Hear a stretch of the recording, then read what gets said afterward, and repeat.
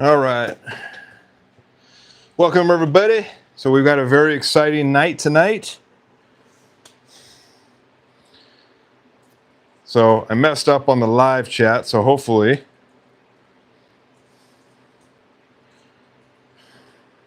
you guys are getting this.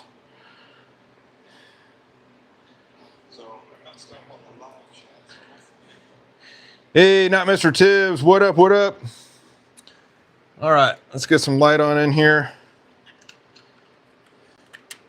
So we got a pretty exciting night tonight. I'm going to try to keep it within an hour, hour and a half tops.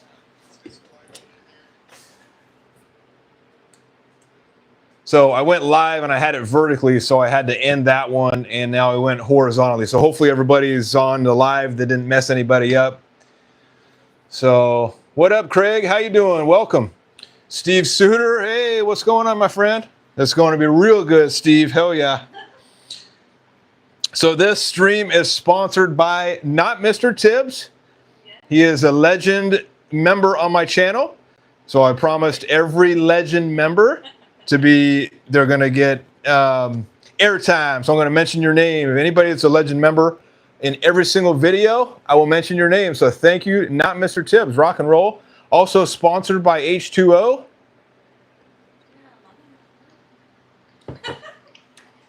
So the wife's back nice and healthy again. And she asked, how come you don't mention my name?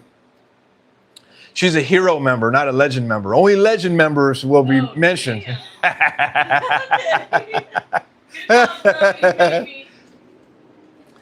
Okay, so what I've got today, I've got 2 boxes here. Actually, I got 3 boxes. And hopefully the mic is working good this time. So the last stream I did, I had plugged it in. I plugged everything into the phone, the mic in last minute. So it messed it up. So I plugged it in before I went live. And so hopefully you guys can hear me now. And we won't have any problem with the mic issues. So I want to open up this thing first. Oh, by the way, I deleted the post for everybody to guess which ball is the surprise ball. So I wrote everybody's guess on here. So don't worry, I got everybody's name, and if you got the correct guess, I'm still going to give you a free gift. But this one I saw yesterday. Actually, somebody posted it on Facebook in a bowling Facebook group, and I had to have it. I didn't even hesitate to get this. It was like 20, 23, 24 bucks. And it's Bowlorama. It's a book, The Architecture of Mid-Century Bowling, if you can see that. So this is, if you are a bowling geek like me and like the old 1950s, 1960s architecture of bowling alleys, somebody wrote a book, and it pretty much pictures all the architecture, the really cool bowling alleys back in the day, that some of them are no longer standing.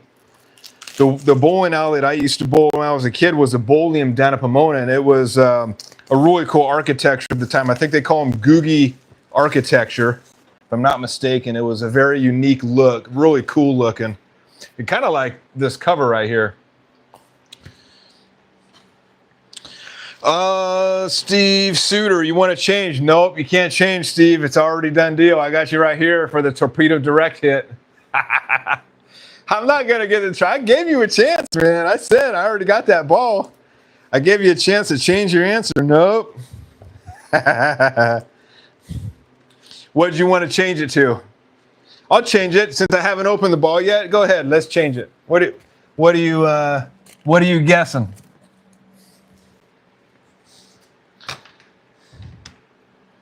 Sweeper start in 25 minutes. Heck yeah. What up, Cody? Welcome to the stream. All right, so Steve Suter, what's your next choice? I'm going to cross out Torpedo Direct hit. That's a pretty much a 99.9% chance I will not get that. Oh, let's see. Yeah, this is a pretty cool little book. I think it's new. When did this book come out? Oh, this is awesome. Yeah.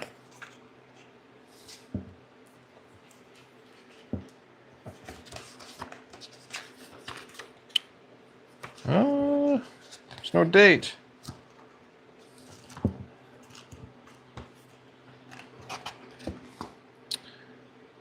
Oh, 2024. So yeah, this book is relatively new. It just came out last year. Radical Direct Hit, Steve Suter. That's what you already told me. This direct, the Torpedo Direct Hit is the same one. It's the light blue one, right? The one I got. And I traded my PSO that for the dark side. And the dark side ended up working for me either, so I gave that to the broski. Any ball from B7 there. My chance just improved. I'm trying. I'll tell you what I got already. So I'm pretty much 99% sure that they're not, when they look up your name, if you buy a surprise ball from Bowling World and they look up your name, I don't think they're going to give you the same ball. And I think if they do, you can send it back and they'll give you another one. I've read that somewhere, or they gave them the wrong weight and they changed it back or whatever. But I don't think they're going to give me the same ball. So the very first ball I got was the Hypnotize. The second ball was the Piranha Power Core Pearl. The third ball was the Hammer Low Flare. The fourth one was the Chill Pearl, which I had already bought that from Buddies. I bought it at Buddies for like 70-something bucks. So I already had that. So not a bad ball. It just they didn't know that I had it already. And I ended up selling it the very next day for more than, I think I sold it for like 90 bucks, more than what I bought it for. And then the last one was the Radical Torpedo Direct Hit. So those were the 5. This is going to be number 6. Swag Judge. Craig says Swag Judge. I don't think they give out swag balls at Bowling World. I could be mistaken, but if you go on Reddit, if you go on all those other sites and you find people are always posting, oh, what I got for my surprise ball, it's 99.9% going to be a B7 ball. So yeah, somebody told me they got it, or I read somewhere that somebody got a Motive before one time. I can't vouch for that, and I don't know if they got it at Bowler's Mart or Bowling World. So I don't know. But yeah, I'll put you, Craig, for Swag Judge.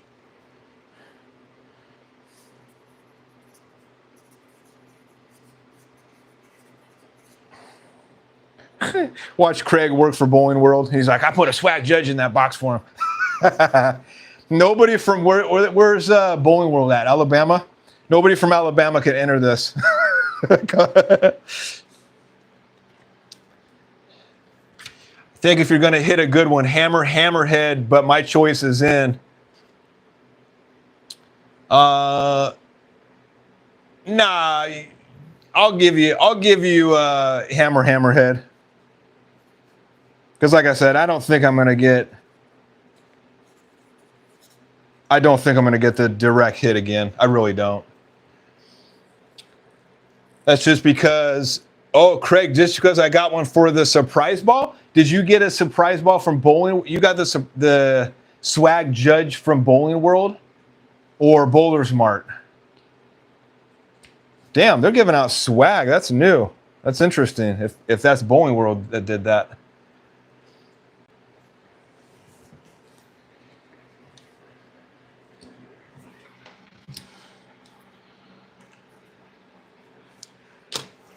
All right.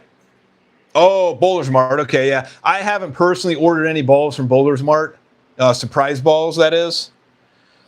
So, yeah, I think they give out more than just B7. I think with Bowler's Mart, you can actually specify if you want a Motive surprise ball, a Storm surprise ball. Those are also, I believe, 150 bucks, 160 bucks. This one I bought and I had points from buying previous stuff, so it came out to 89 bucks. So can't complain. Swag, better known as Boat Anchor.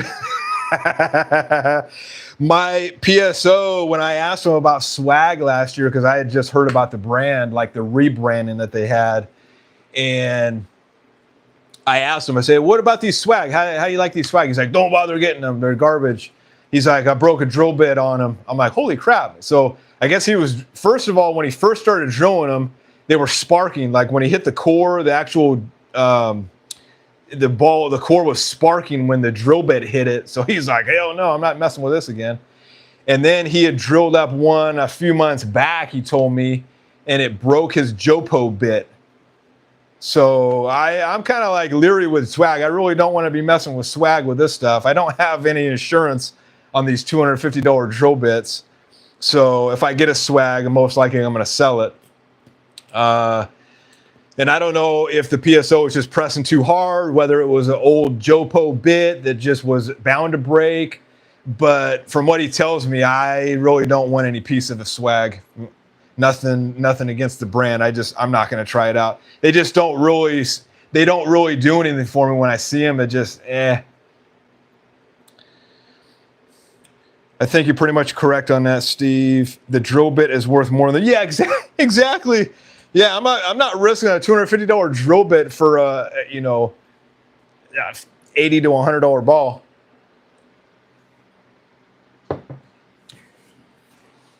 All right, so yeah, if you haven't checked this out, Bowl-O-Rama Architecture of Mid-Century Bowling by Chris Nichols. I got it on Amazon, like 20-something bucks. I'll have to go through that. All right, so Steve Suter says Goodwill won't even take him. Oh shit! That's like when you go to the Goodwill and you go in and they see, oh man, they got a swag. Nah, I'll pass. You 50 cents? Nah, you gonna pay me to take that thing. All right, so this box right here is the Broski's box. So this came today. What do you guys think about all the SBI drama going on right now with all their players? First you got Rash. Now you got, and then you had Tang, known as Pineapple, and now you got Chris Prather, who, I don't know if you saw the latest video. He got 2 7-10s in a row, and then to get it as a spray, just kicked his ball in the approach. And then it hit the pin protector. So he had to walk down the end of the or walk on the gutter to go get his ball. Pretty funny. I think SBI needs to focus, have a talk with their bowlers, man. Pretty funny. All right, Craig, that book looks really good. Yeah, I'm kind of cool. I'm kind of curious to see what it's all about. So we've got Broski got the Theorem Solid.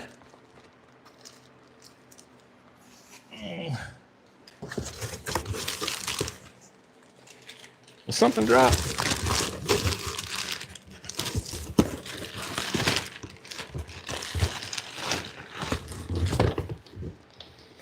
Okay, I knew there was a plug cutter in here. I'm like, it's not in this bag. Oh no, Broski, they lost it.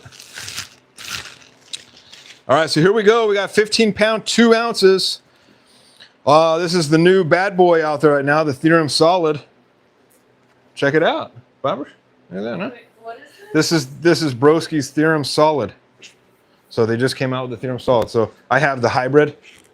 If you can see that here. No, I didn't notice there's actually black in it and stuff. Yeah, it's black. It's kind of like a purplish pink. Yeah. I get nice like purple and black, and then like a bluish. Yeah. Is that a used ball? No, it's brand new. No. It's just I think it's the dust. Yeah. Yeah. Say it looks dirty. It looks like a bunch of stuff. I think it's from the cardboard box or something. And it smells like HK22C. Smells like oranges. So they're pretty much putting this on all the balls now. They used to just put it on the balls that cost like $200. And now they pretty much put it on a lot of the lower end or the less expensive balls. So pretty cool. And we will put that there. We're going to drill this one up today for him. And got the purple Jopo. It's going to look good, my friend. Yeah, matches.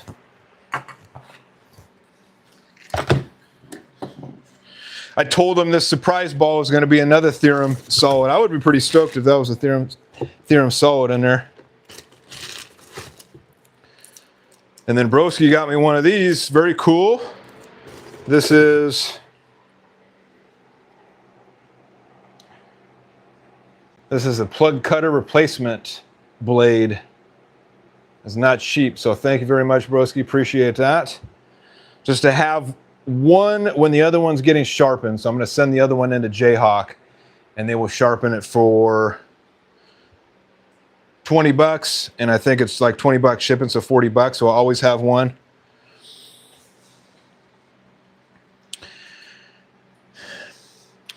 Let's see here. Steve, Darren Tang needs to learn one thing. If you don't want drama, keep the pie hole shut. I 100% agree. It's funny if you watched his, not to get too much in the drama, but he had an apology video, or I don't think it was really considered an apology. It was the here's the real story video, and that when you first click and he's like, oh, he takes this deep sigh like he's just forced by SPI to make this apology. And one thing, if you notice in the video, he's not wearing a Storm Nation hat. He's not wearing his Vice shirt. It's just like, yeah, they told you to go apologize, man. And it's like, dude, come on, common sense, man. If you're going to go out and like share your opinion that is about somebody else, you're going to slander somebody else, don't wear the brand logos that you represent, dude. Like, come on, man. That's like common sense 101. So everybody's joking. They're like, oh, see you on swag, Darren. So yeah, it's like pretty funny. SPI has always had a history of like characters. I mean, you had Pete Weber in the 80s, and that guy pretty much, you know, if you weren't into bowling, you definitely watched bowling back in the day. Let's see. If that purple Jopo doesn't match, we'll go black. No, it matches. Pink grips. Yeah, what color grips are you going to use, broski, for this thing? So the purple definitely matches on there. It's definitely like almost the same color as the logo there. But yeah, pink would look pretty cool on there. I don't do the grips, so broski uses Vice grips, so I use Turbo. So I got a whole set of Turbo in the other room. So he uses Vice. So all I do is drill out the fingers for him, and that'll let him do that.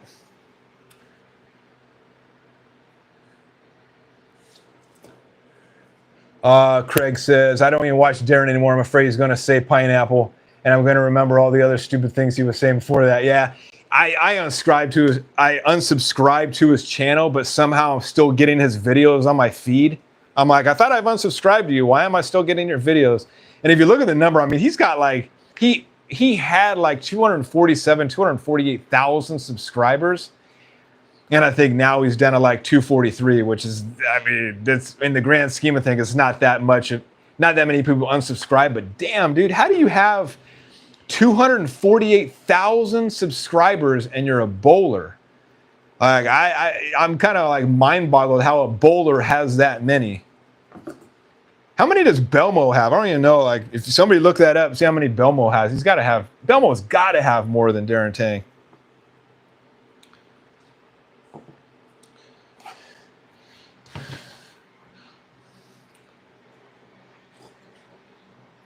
All right, so all the guesses are off the table. I've got all my guesses written down right here. So no more. Everybody that's on here is on it. If your name pops up right now, done deal. I'm not putting you in there. So here we go. We're gonna open this bad boy up. Let's move the camera here.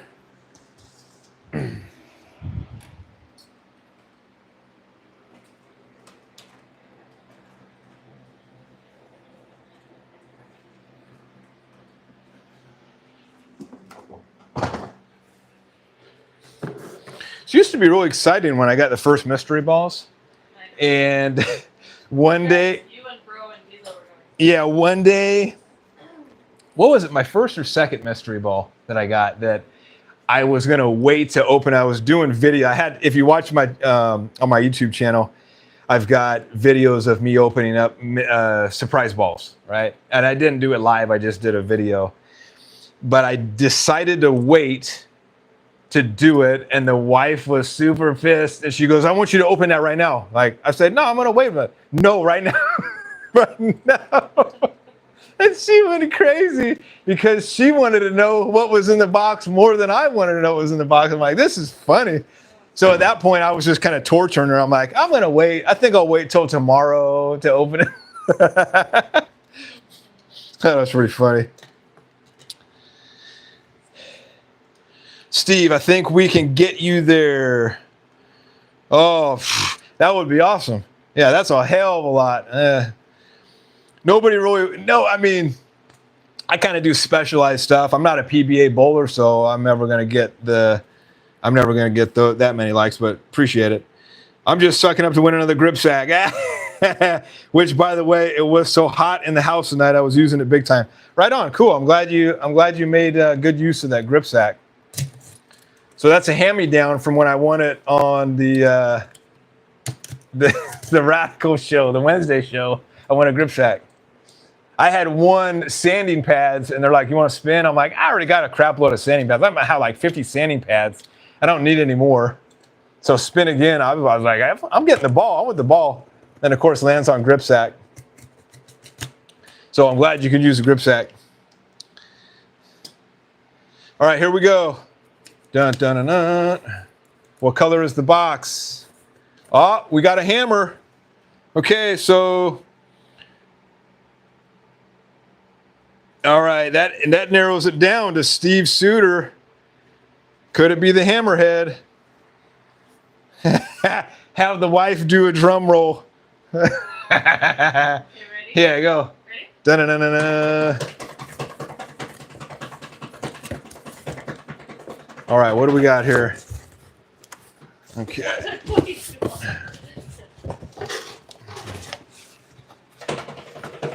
Whoops.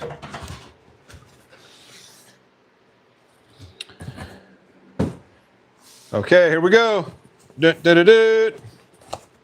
Oh, special effect. Damn.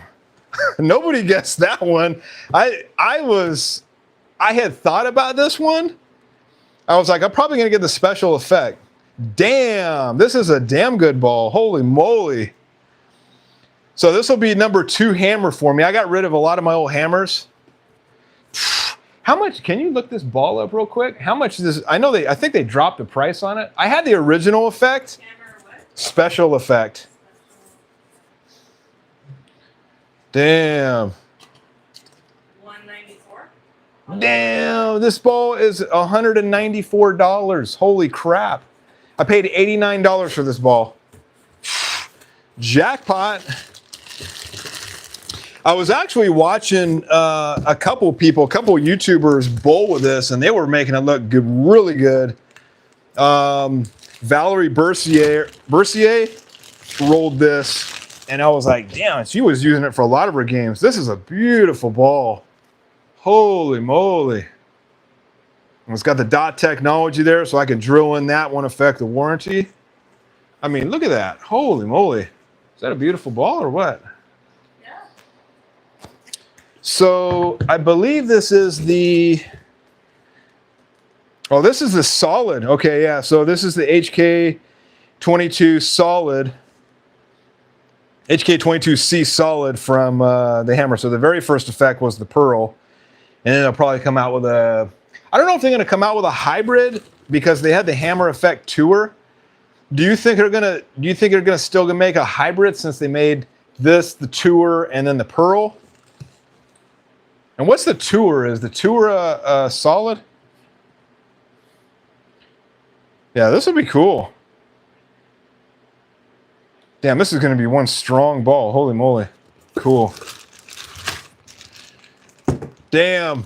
So they're trying to get me hooked again. That's for damn sure.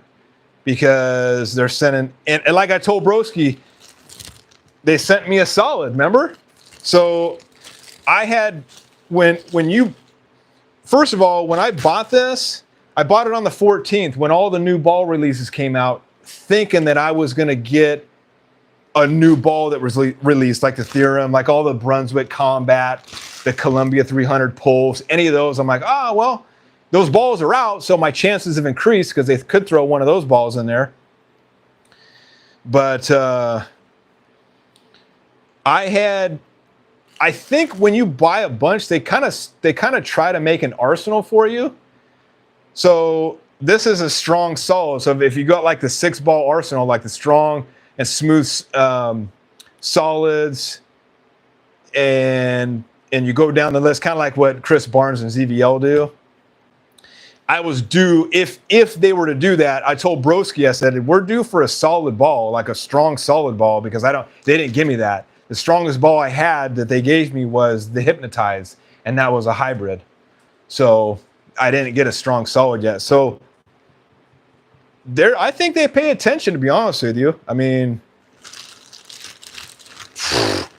Hammer special effect. Holy crap. I know X in the Pit, I watched their videos, and Joey didn't like this ball very much. He hated it, but he doesn't really match well with hammers, I've noticed, if you guys watch those guys. But the other people I saw roll with them, man, they swear by him, so we'll see. Pretty stoked, though. Damn. Killer deal. Definitely a jackpot.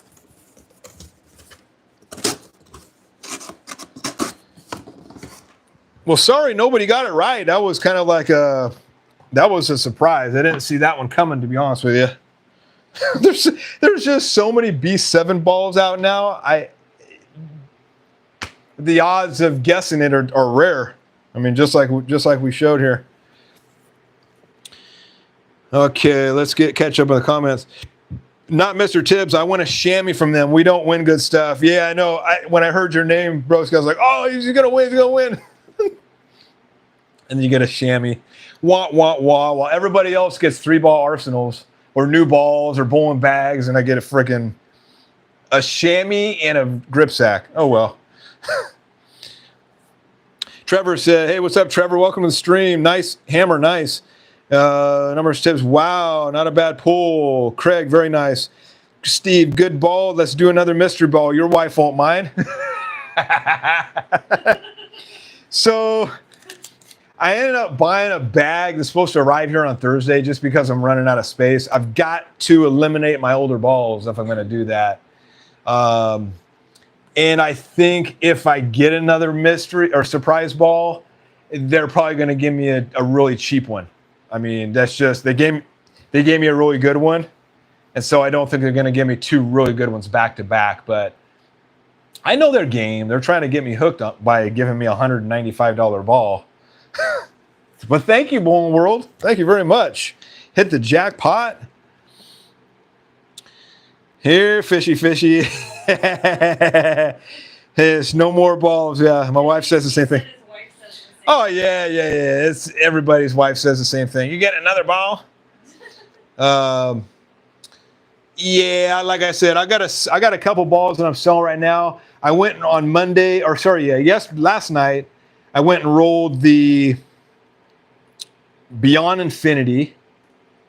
No, not the Beyond Infinity. The Endeavor, the Brunswick Endeavor that I got for like $60, I think, 60, $70. It's pretty much the pearlized version of the Crown Victory. And then I brought the Real Time. And what other ball did I bring? The Real Time. What the heck did I bring last night? I'm trying to think. Can't even remember. Golly, it's only been last night. So Real Time, Beyond Infinity, and I brought a Weak Pearl. Let's see what I brought. I got my list of balls right here. I'll remember.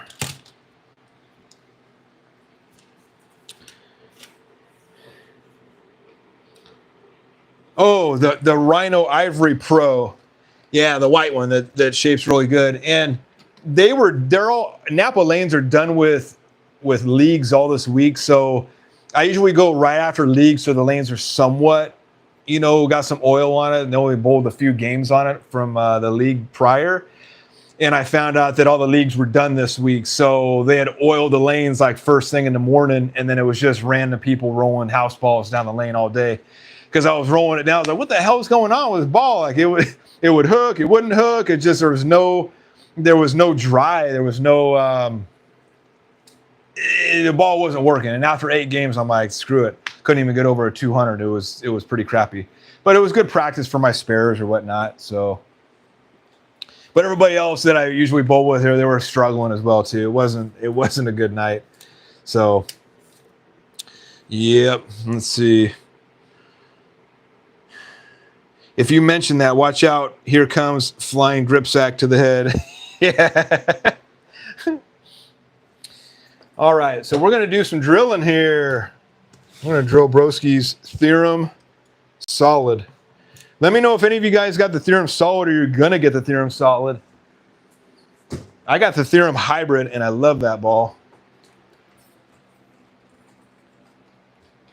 I'll raise this camera up just a little bit. Whoa.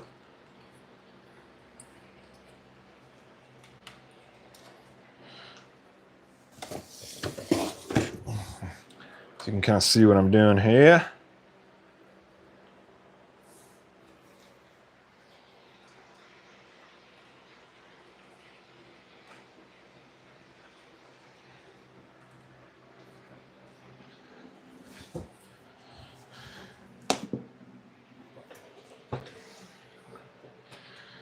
All right.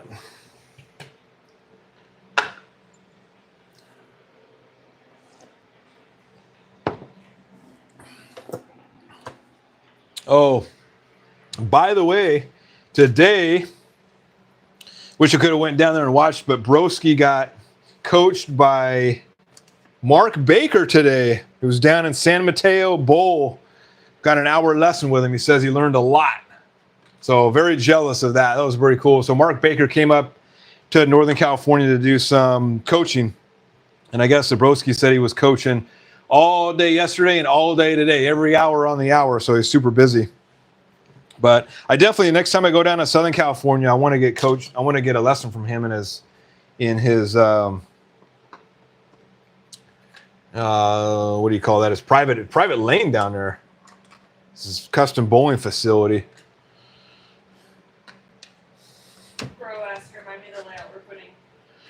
So the layout you told me is 42 by 4 by 34.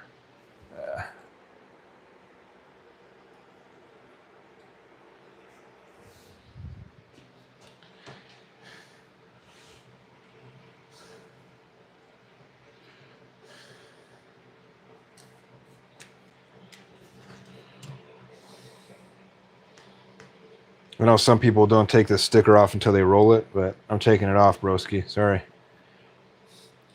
Designed in the USA, made in Mexico.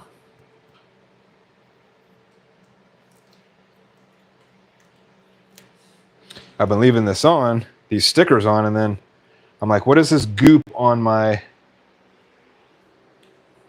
jig? And it's that damn sticker residue. Ah, dang it. Stop being a klutzo here. Sorry about that, guys. Trying to get a good camera angle here.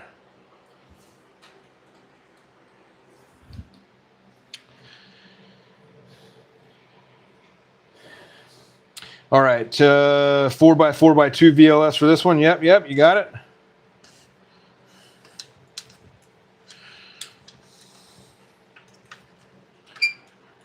All right, so let's get his layout in here.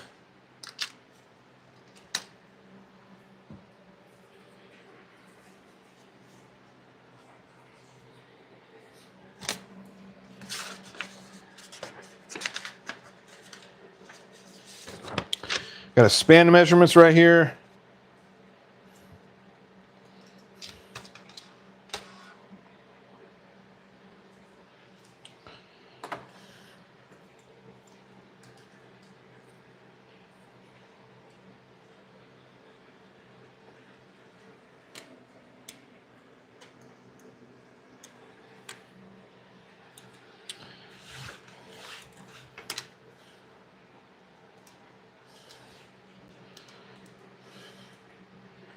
All right, 42.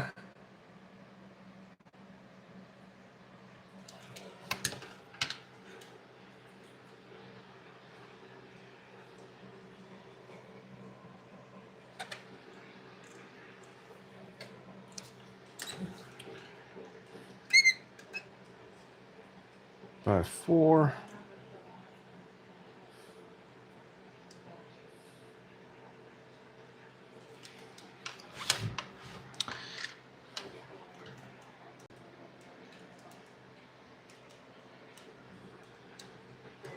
About 34 here.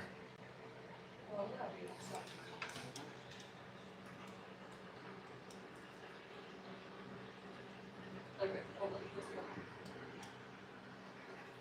Hold on.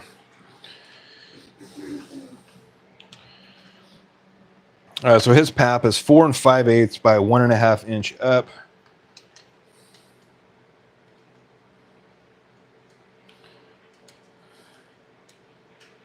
So we go 1.5 inch down.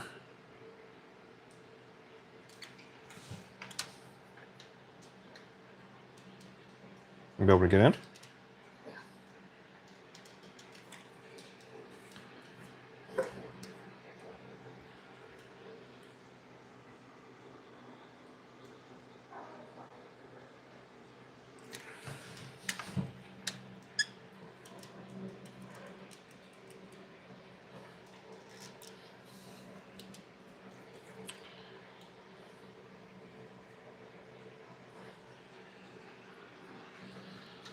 All right. We've got 1 7/8.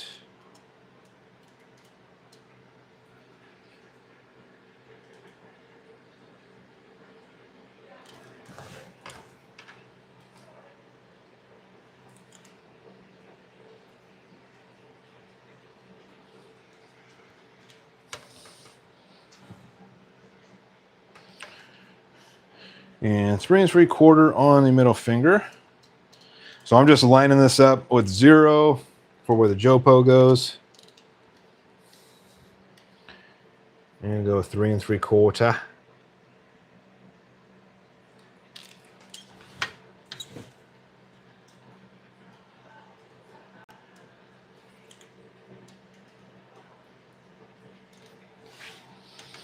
And 3 5/8 for the ring finger.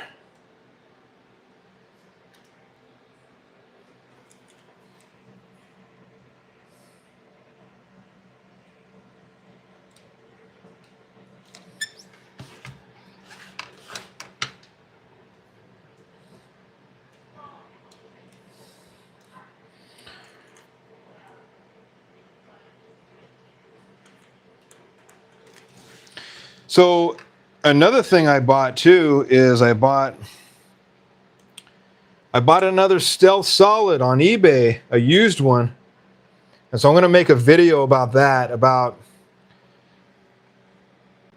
turning a cheap ball, you know, bowling on a budget. Not everybody has, you know, $150, $200 to buy a bowling ball. So I bought this ball on eBay for 25 bucks. It was previously drilled. So what I'm going to do is plug it up. It's going to be a simple plug because it's an all black bowling ball. And put my Jopo in there, and I'm going to resurface it, make it completely brand new again. Because I don't like not having a Stealth Solid. So shortly after my Stealth Solid cracked on me, I started looking around, and the brand new ones that are selling on eBay are 200 bucks. They're like 209 bucks for brand new ones. That's how popular the Stealth Solid was.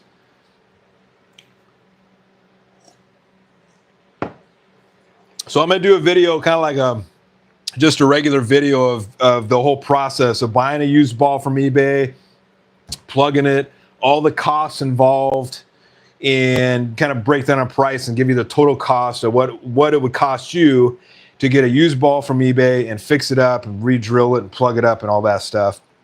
And hopefully it performs just like my other one. And I'm going to throw it in the oven too, because I don't know how many games this thing has on it. I don't know how much oil is soaked into the cover, but we're going to throw it in my oven, or my It's made by Innovative. It's like a dehydrator. But I'm gonna see, and you know, maybe I can make a $25 ball, you know, brand new again. But I know ZVL just did a video today on used balls, how, you know, what to look out for used balls. And he was right in a couple of things. So he said, don't spend more. If you guys buy used balls, don't spend more than $100. And a couple of things that I would tell you guys, if you're looking for used balls, or, you know, because when you start getting all this stuff, you start looking for used balls because you want to start plugging them and you want to start doing all this cool, fun stuff that you just bought. You want to try all this stuff out, right? You want to try to color match. Color matching is super cool. But, shoot, forgot my train of thought. Oh yeah. So if you do get a used ball and it's just how, like Broski buys used balls that have they're just for two-handed bowlers. So all they have are the fingers. There's no thumb drilled, which is pretty good. And a lot of the balls he gets are pretty darn good condition. A couple of them, the holes on the fingers were drilled really close together where the bridge was less than, I would say less than 0.20 inches, right? So less than a quarter inch. So you have to kind of be careful with that. If you guys are, if you're buying it online, you have to be careful. If you're buying it in person, you can look, of course you can look at this stuff and, you know, make sure it's good to go before you even pay the guy. But online, it's a little bit different story. You kind of just have to look at the pictures that are shown on the internet and go from that and maybe ask the guy some questions here and there or whatever. But on his DV8 Troublemaker Solid, you have to drill out, when you're plugging the fingers, you have to drill out that bevel from the previous fingers and you have to make the edges sharp. Well, I barely made it bigger, but they were so close together that it ended up cracking the bridge. And we went to plug it. And it didn't crack until like a half hour or an hour later because it wasn't cracked at all. I put it back in the box and I went to look at it and I'm like, oh crap, it's freaking cracked. So something expanded on the cover stock and it was just so thin, it ended up cracking it. So we tried plugging it and unfortunately where the fingers were ended up being right on his track. So it didn't turn out that good. And I think he's probably just going to end up ditching it or whatnot. But be careful on that. Other than that, I think you could pretty much make a used ball brand new again. If you have the oven, you get all the oil out of it, you resurface it. If you don't have all this stuff, take it down to your pro shop. You know, when I first got back into bowling, my PSO resurfaced my ball for free. I gave him like $5 or $10. We did it. He's like, oh, so it's on the house. It's free. I'm like, damn, okay. So, you know, depending on your PSO and how cool they are, they can usually hook you up with some deals or whatnot. A lot of PSOs sell used balls. I know like the PSO shop down by me, they will roll. They have a lot of people on staff. And so they'll roll a ball. If they don't like it, they'll just plug it up real quick. And then you essentially have a brand new ball. And I think he charges like $100 with drilling, which is not a bad deal for a ball that's barely used. So, you know, check your pro shop. Check online. There's a lot of good deals out there. So kind of glad ZVL put that video out. But beware, because when you start buying used balls, it can be highly addicting. Right, broski? Yeah. I haven't bought too many used balls. I mean, like I said, I have 2 used balls that I bought off a guy in our league. There were $25 a pop. I was like, what the hell, $25, whatever. And our buddy Delo's like, never buy a used ball. How dare you buy a used ball? So I got the Zen Pearl for $25, and then I've got the Motive Pride Dynasty for $25. And that Pride Dynasty, holy crap, if anybody has that ball is, I think the diff on it is like 0.45 or 0.045, and it is like ridiculously strong. I mean, And the Zen Pearl is pretty good too. That's got a really good shape to it. The original Zen. Oh, speaking of Zens. So I drilled this one up for the broski the other day. This is probably the best ball that broski had bought. So if you can see that, this is the Zen 25. And let me know if you have the Zen 25. But when I got this from him, I'm like, damn, dude, this thing almost looks brand spanking new. So it was just a 2-finger. He did a really good job. You can see that. Real good job on the plug port, on the matching the color in the red. And then I made a YouTube short on this one, as I think I posted it yesterday. But pretty cool looking ball. I do say so myself. And I had sanded it and I polished it for him.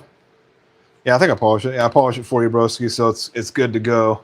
But yeah, and I guess he asked the guy, you know, how many games? I think he said he had less than 2 games on this thing or something. So, and I think he got it for 90 or 100 bucks. Correct me if I'm wrong, but I think this ball goes for 160, if I'm not mistaken. So pretty good. You can find some damn good deals, I tell you.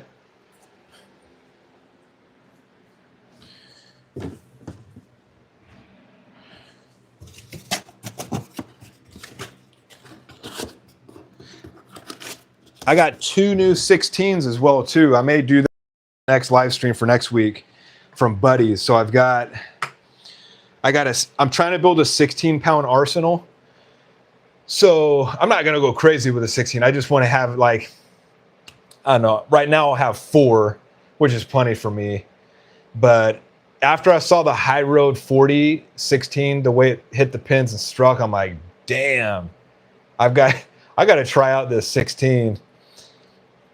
So from Buddies has killer deals right now going on. If you go on their closeout deals, which the balls are less than a year old, I got the Crusher Hybrid for 70 bucks, like 70, 75 bucks.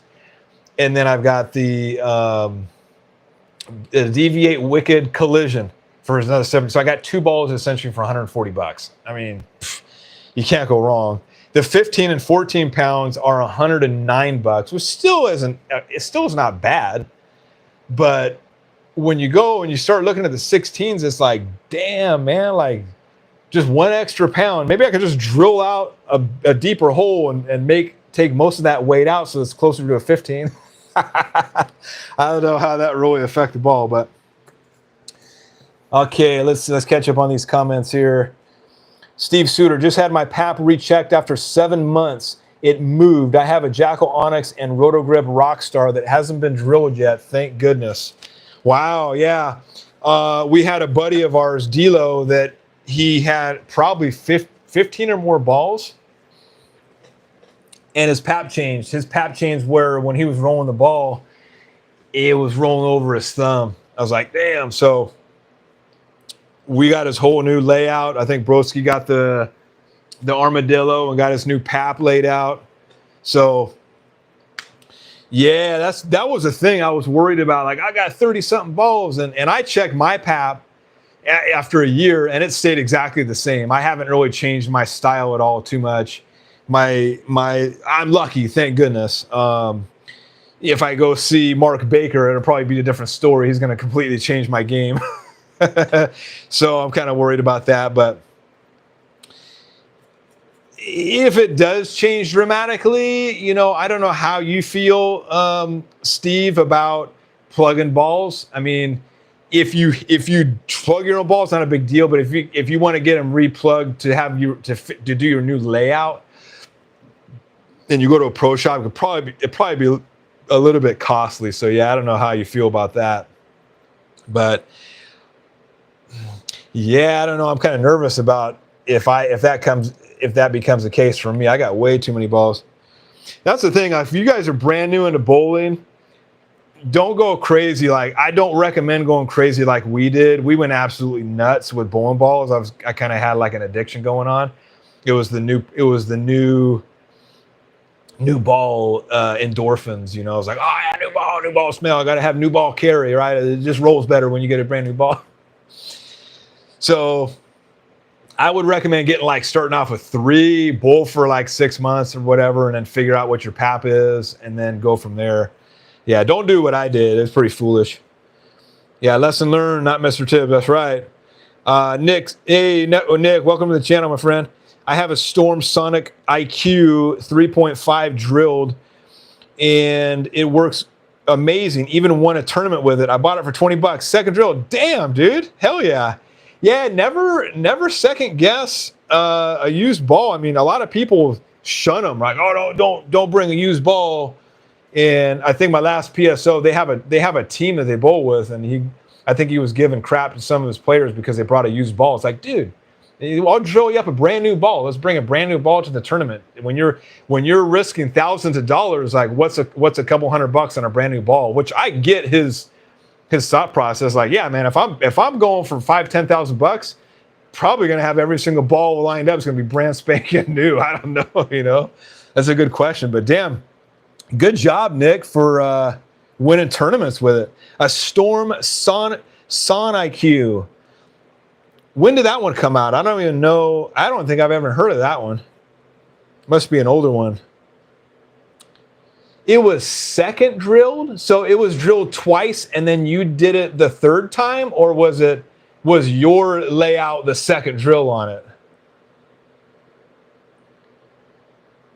And not Mr. Tibbs, right? The Born Fool, number of balls. Nick, I have 2 original Zens. Both are second drilled.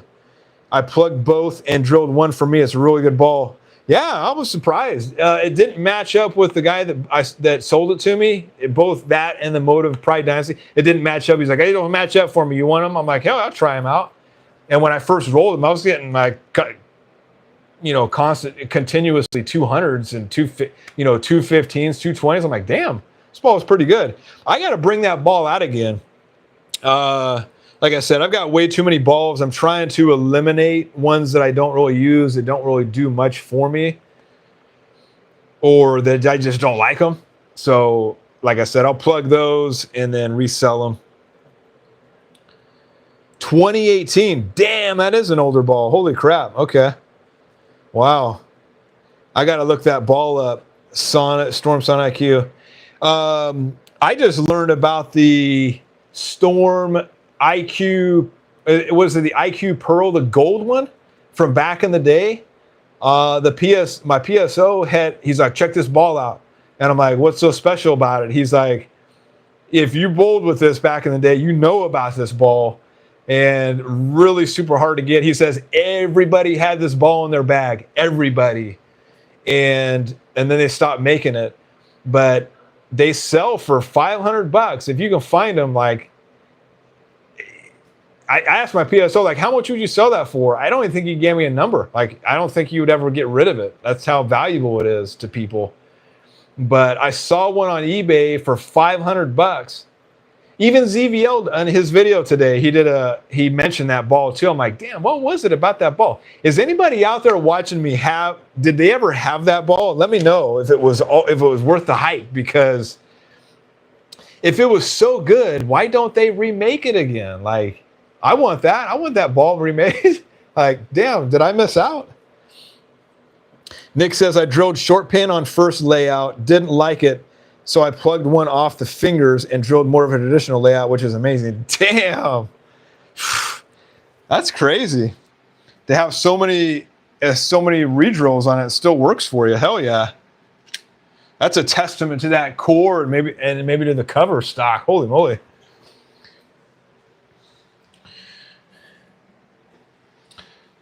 Okay. So let's go ahead and get this drilled up. We're going on an hour here. Kind of been jibber jabbering.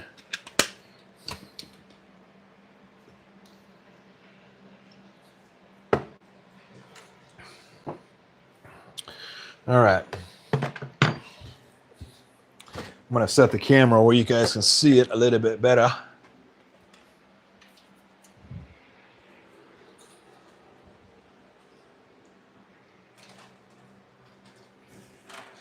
I'm going to bring this down just a little bit.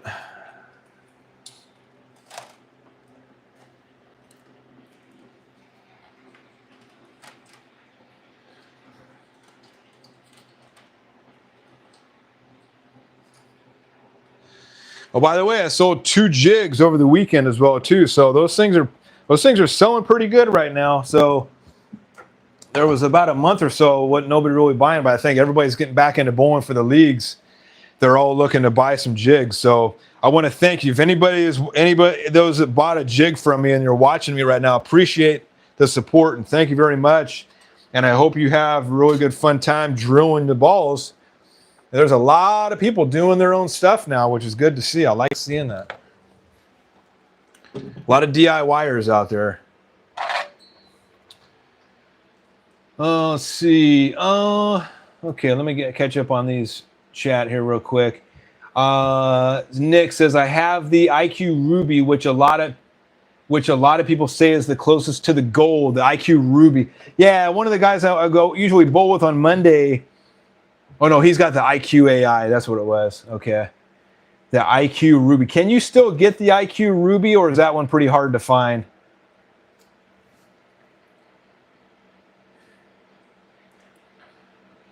Short pin. Nick says short pin is best used with ASIMs. Yeah. Agreed. Steve Suter. SPI owns the rights to the AMF black angle. They could bring that back and make a run on the purple hammer. Oh, do they? Was the black angle a urethane? Now, Mr. Tibbs, I have a stupid new question, Nick, and the Bowling Fool. When people reference short pin or long pin, are they talking about the pin to pap or pin buffer? I think it's pin to finger, right? Like the distance from your pin to, maybe it's pin to pap. I always assumed it was the pin to the fingers. Maybe I'm wrong. Brad Statney, welcome to the channel, Brad. I love for Storm to make more of the red, white, and blue Ion Pro Solids. Man, those things were beautiful, weren't they? Holy crap, those things were awesome looking. Yeah, they would have sold a lot of those if they made more, if they weren't a truly a limited edition. I think you could only get those at the bowling show, couldn't, right? They only made they've only made 250, and my gosh, trying to get your hands on one is just ridiculous. Yeah, pin to pap, yeah. 2.25 or less. Okay. Damn, you go 2.25, huh? Damn. I didn't know. Weren't you the one telling me, broski, about Mo Pinnell saying the short pin don't go less than, was it less than 2 or less than 3 or something like that? Correct me if I'm wrong. Steve Suter, yeah, back in the day it was a fab black hammer and the angle for urethane. Gotcha. All right, cool. All right, so we're gonna zero my jig out.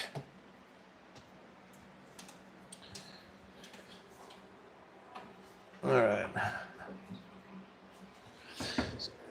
So all I do is I bring this plug cutter down.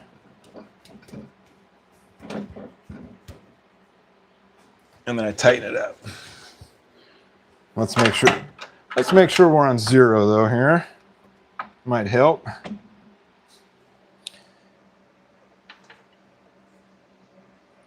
And no, I don't have a digital readout yet. That's one of the things that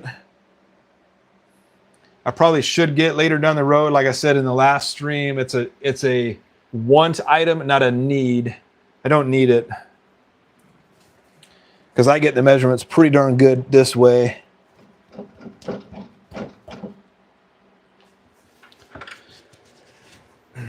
Okay.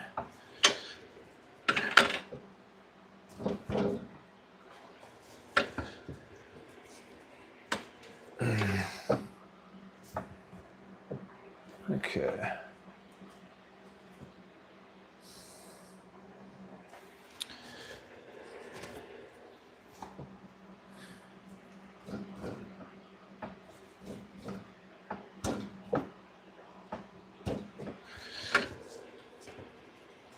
All right, there we go. Perfect. All right, now we got everything zeroed out.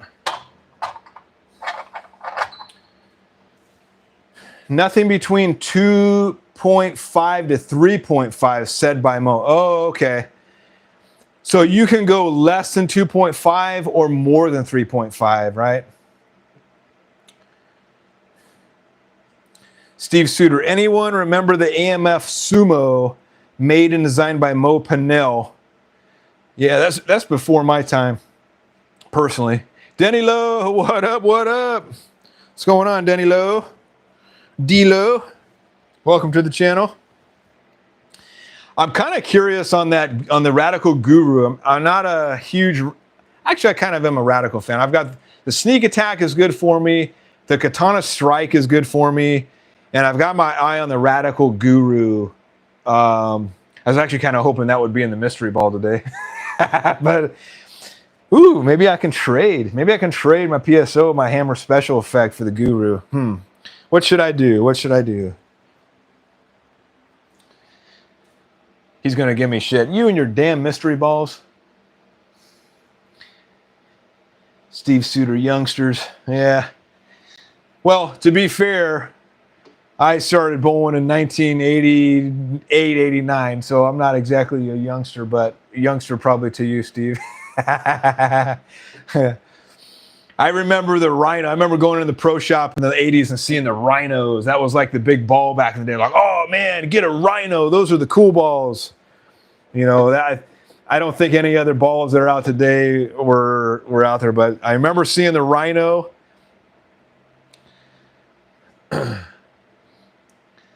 Started bowling in 1979. Shit, I was 3 years old. I remember going with my mom to the bowling alley and sitting in, this was a bowling alley in Brea, California. I don't think it's there anymore. And she had a bowling league in the morning, and I remember going there, and she dropped me off in the daycare. And this is when you had to write the scores down. Hell, I mean, last time I bowled, you had to write the scores down on a piece of paper that had a projector screen. And you remember that. I know you remember that, Steve. You actually had to know how to add your keep score. You had a scorekeeper, a designated scorekeeper as part of the team. They're pretty funny. There was some guy on Facebook, I think it was Facebook Marketplace or OfferUp, that was selling an old Brunswick projector from an old bowling alley. I was like, oh my God, that would be freaking awesome to have that in the garage. And he wanted like $600. The lights didn't work on it or anything. I'm sure it's probably easy to fix, but he had the chairs, the original chairs, and the Brunswick projector. And I'm like, damn, that would be so cool to have that. The geek in me wanted to buy it right away. And I'm like, I don't need that. It's just something that's really cool. Nick, yes, he says they don't roll consistently between 2.5 and 3.5. Okay. D-Lo in the house. Hey, buddy. Steve Suter. Okay. Denny Lowe. Yo. Trevor, you need to buy the Hammer 3D Offset Assault. Yes, I know. That was another ball I was hoping to get, too, in the mystery ball, or the surprise ball tonight, too, the 3D Offset Assault. I'm gonna look out for a used one. Actually, eBay. If you don't know, eBay has Bowler's Mart has an eBay page, and you get some killer deals on there. And they had a 3D Hammer Offset Assault that I think went for $100, a brand new one. And the only reason they go for cheap is because they don't have the original box. So if you don't mind not having the original box, you can get a pretty good deal. But I think I was watching that ball, and I think it went for $100, $105, which if I'm not mistaken. So mystery ball went live. Yeah, you missed it, D-Lo. I got the Hammer Special Effect. It's a $195 ball. I got it for $89. Steve Suter, 12 years old, bowling father-son league. Hell yeah. Right on. That's awesome. Yeah, you and I have seen some changes in the bowling. That's for damn sure. I mean, going way back in the day. I remember, you know, in elementary school and then going into high school, bored on a Saturday or Sunday morning, turning on the TV and watching bowling. I'm like, God, my life sucks. I'm watching bowling. And then I'm like, but this guy, Pete Weber, he's definitely entertaining. I like this guy, Pete Weber. He's funny. But yeah, it was back in the day right there. Brad says, my first ball was a Brunswick Black Beauty in approximately 73, 74 time frame. Holy moly. Damn. Only if you still had those balls. That'd be kind of cool. Steve, I thought the Columbia yellow dot was the bomb. Yeah, Columbia, the yellow dots were the yeah.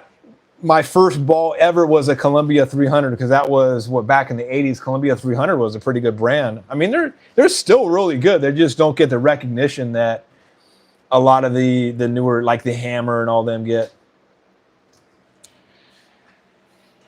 Nick, that special effect is a good ball guy at my house has thrown multiple 300s with his. Holy crap. But then again, he shoots 300s every week.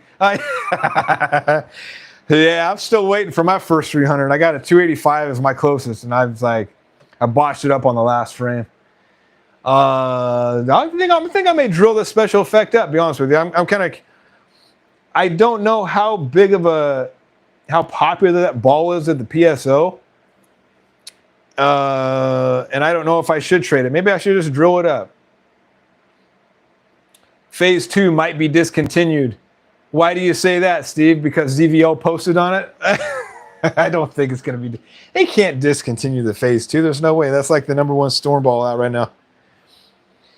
He made a video a few weeks back saying that it was like $150. I'm like, dude, I bought that last year, like pretty much a year ago for $140. I think I paid like $145. It was never lowered. It all depends on where you bought it from. Like I think I bought mine from Gebhardt's for $145 or Buddies or something like that, and you use a coupon code.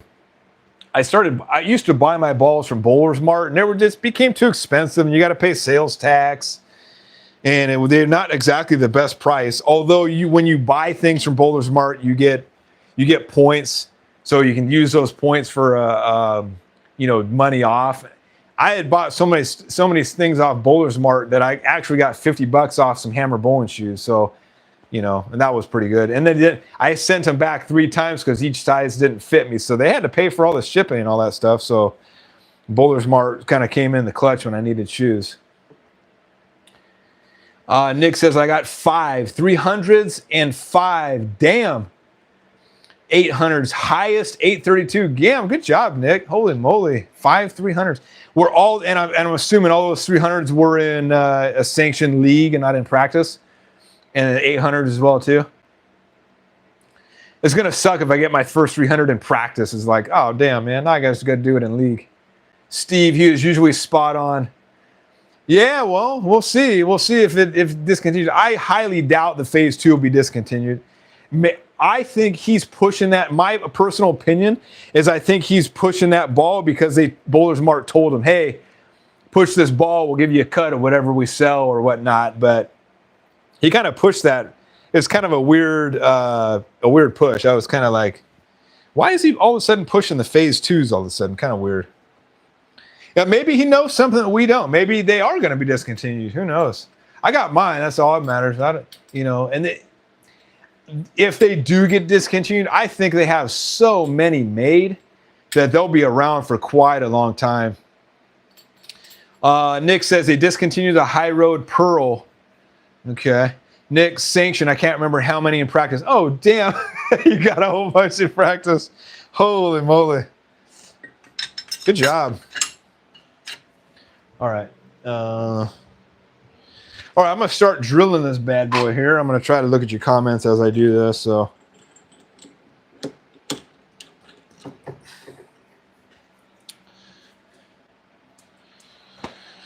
all right, so we got his measurements. We got a span here. Steve says, Nick, I once threw 2 300s in a 4-game practice. Holy crap. Do you remember the balls you were using when you got the 300s? Steve says, I took 29 years off, got back in it January, and with the Outer Limits mystery ball through 300 number 6, first week of June. Awesome. Yeah, I like the look of that ball. I call it the Temu Sub-Zero.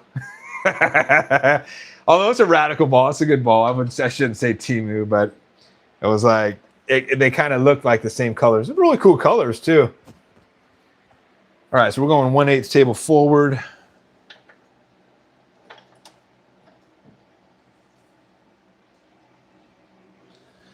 And 1/4 table left.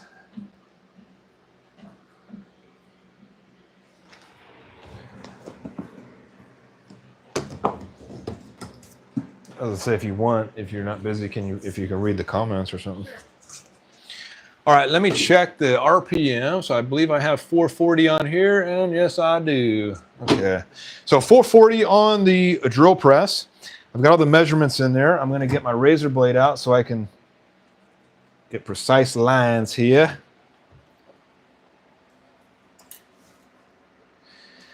So I'm gonna be going to my machinist and getting more of these jigs made.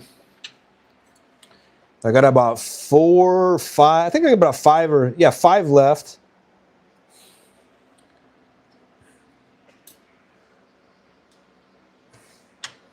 And every single time I go back and make more, I'm always thinking how I can make it better. And I may take these corners off here, just make it a little bit sleeker looking. Shouldn't cost me too much more money to get that done.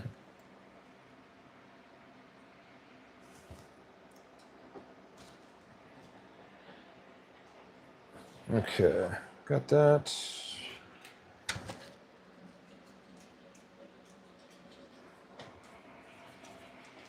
Let's try this again. What's the last message that you read? Let's see, I'll read them out real quick. Craig, hey Craig, how you doing, my friend? How did you have the outer limits drill? Oh, okay, was it your wood layout? Brad, if the phase 2 gets discontinued, I'll probably go 3 or 4 for future use. You know, if you do, keep them in the box and the bag, because I'm afraid with all these balls that I'm getting, I'm not bowling with them. They're going to just end up cracking on me. And it's like, damn, well, there's a wasted ball. So, yeah, shoot. That may be a ball, too, that if it gets discontinued later down the line, it'll probably sell for a lot of money. Kind of like the IQ Gold. Because like my PSO said, everybody had the IQ Gold. Well, I think everybody has the phase 2, if I'm not mistaken. I don't know anybody that does not have the phase 2. D-Lo does not have the phase 2. That's who doesn't have it. Shame on you, D-Lo. Nick, I ball changed every game because it was practice. One was Roto Grip Scream. Not sure what the other one was. Never heard of Roto Grip Scream. Steve's, Craig, let me look into one. Wait, Roto Grip Scream had the record core and is a pearl. Okay.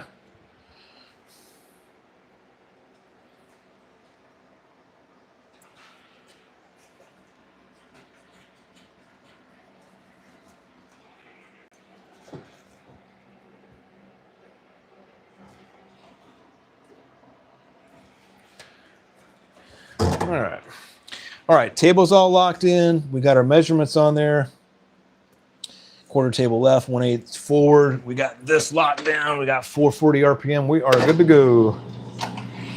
I got my DeWalt Stealth Sonic vacuum that you cannot hear, and it's literally 3 feet from me. One of the most quietest vacuums I've ever had.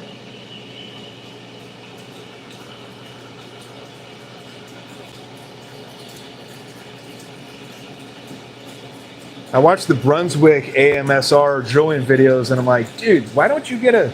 I want to tell him, like, dude, get a better shot back, man. You got like all of Brunswick. One thing I do like about B7 balls, especially their solid balls, if any of you guys do your own drilling, they drill super easy. I mean, just ridiculously easy. I mean, it's like cutting through butter.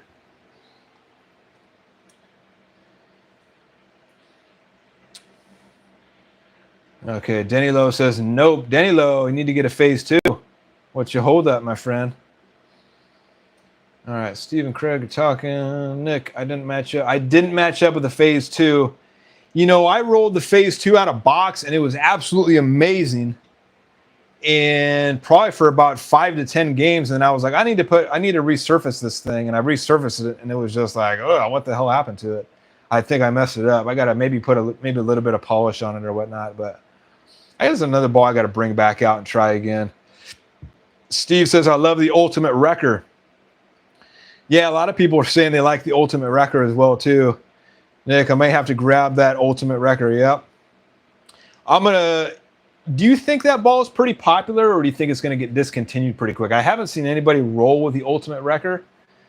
So I may get that when it gets discontinued. I'm kind of like a discontinued ball junkie.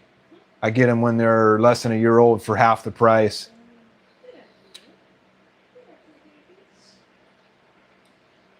I might have to go grab that awesome record. Someone feed the mouse and the wheel. Ryan is down. I'm down. So I'm not buying the hammer raw instead of... Is the feed still up? Let me know.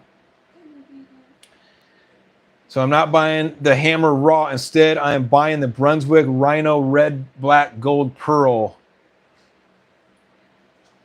Oh, yeah, Rhino's a good one. I saw there was a guy rolling a Rhino a few months back at the local alley. Probably a little bit. I would say the Brunswick Rhino is probably a little bit stronger than the raw. I don't know the numbers off the top of my head, but I would think it's a little bit stronger. I think it's still considered an intro ball. Steve, the wrecker is made for light oil for sure. Okay. Damn, that wrecker would be good for probably Napa lanes. Napa doesn't put a lot of oil out. It's cheap enough, Nick says. Steve, Nate Diaz is thrown in a bunch of tournaments when the lanes dry up. Okay, sweet. Might be something I have to look into. I do love my pearls because, like I said, Napa is a lot of... They don't put out a lot of oil, so you can pretty much get away with using a pearl on game one, actually, in League. All right, so we're going 0 on the pitch here.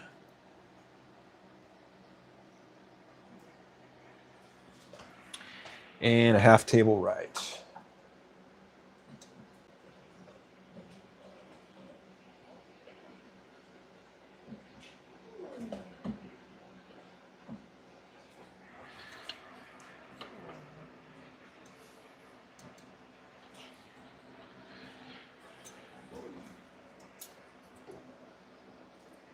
Steve said, you're good, you went out for 20 seconds.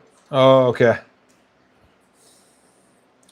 I'm watching this on my my other channel, so if it goes down, I'll definitely know because I'm not watching it from the Bowling Fool YouTube. I've got a couple. Brad wrote you.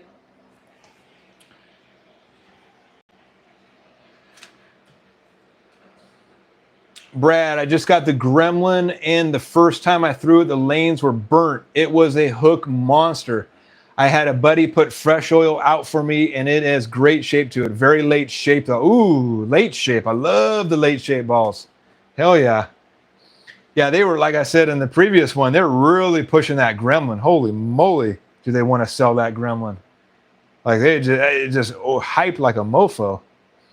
Nick, you would probably match up better with a 900 Global Ember over the Ultimate Wrecker. Yeah, I saw a review on the Global Ember, and it looked pretty damn good. I don't know if it was X in the Pit. I usually watch them because they got all sorts of different styles, and they're not biased. It's kind of hard to find YouTube channels that are not biased. So I do appreciate that from them.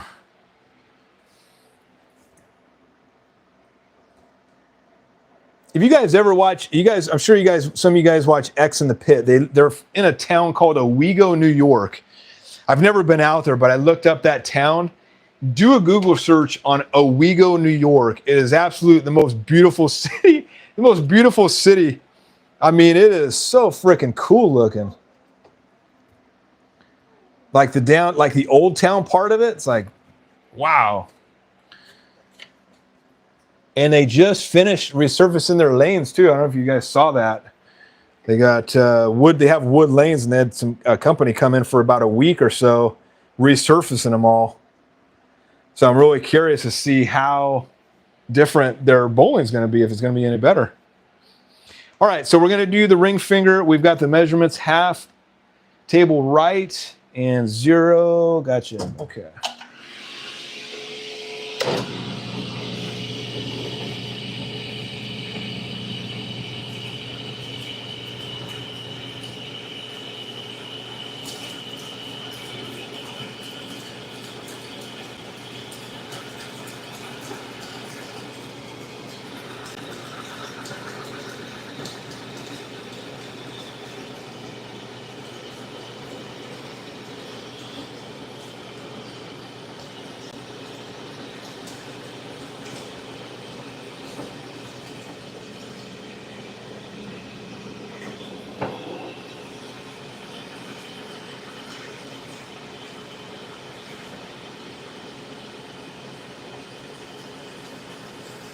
And when I'm drilling these holes too, I only go to about 2.5, just about 2.5 inches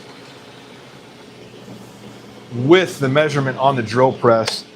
So with the gap there and the point of the drill bit, it comes out to 2 inches when I do the depth gauge measurement.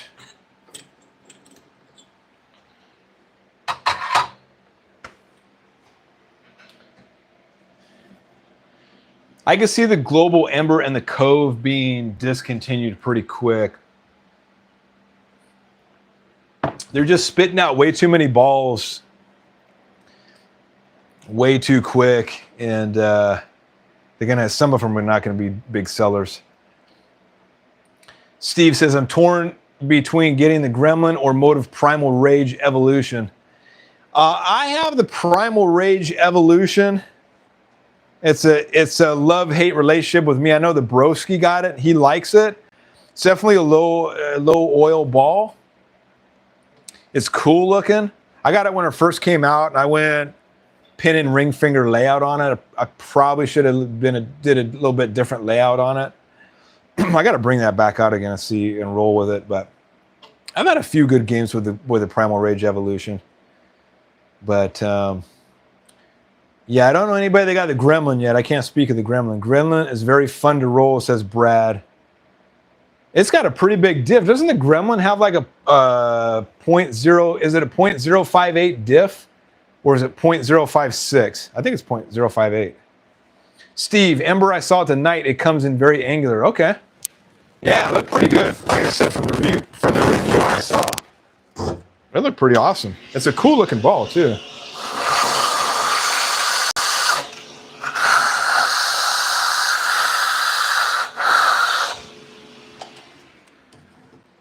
Out of all my balls I have 0 Roto-Grip balls for some weird reason. And I've got 1 global ball, which is the Zen. I had the Exponent Pearl, and I ended up plugging that and selling it. Or I have it up for sale. Nobody wants that ball. I bought these discounted balls for super cheap, and then when I try to resell them, I was like, who the hell wants that? All right, so we're going 0, 0 all the way around for his thumb.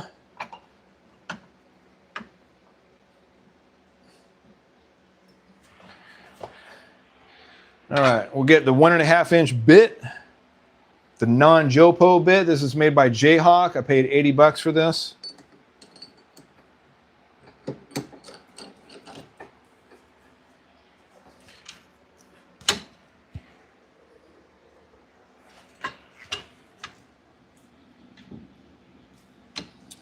And let's just double check real quick before I do this, yeah.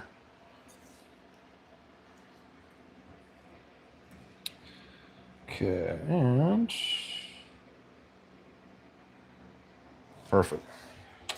Perfect.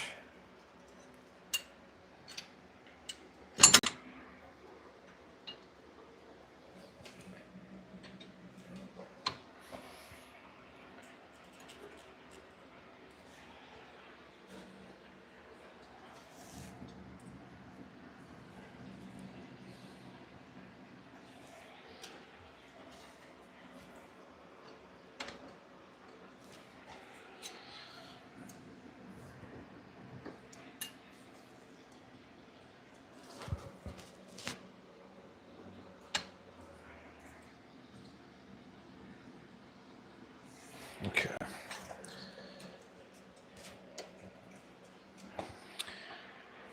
All right, this one's really easy because he is a 0, 0 pitch all the way around.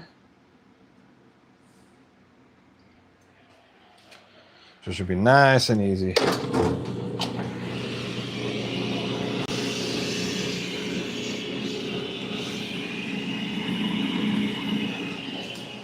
Okay. We just go down a little bit, make sure we're centered on that line.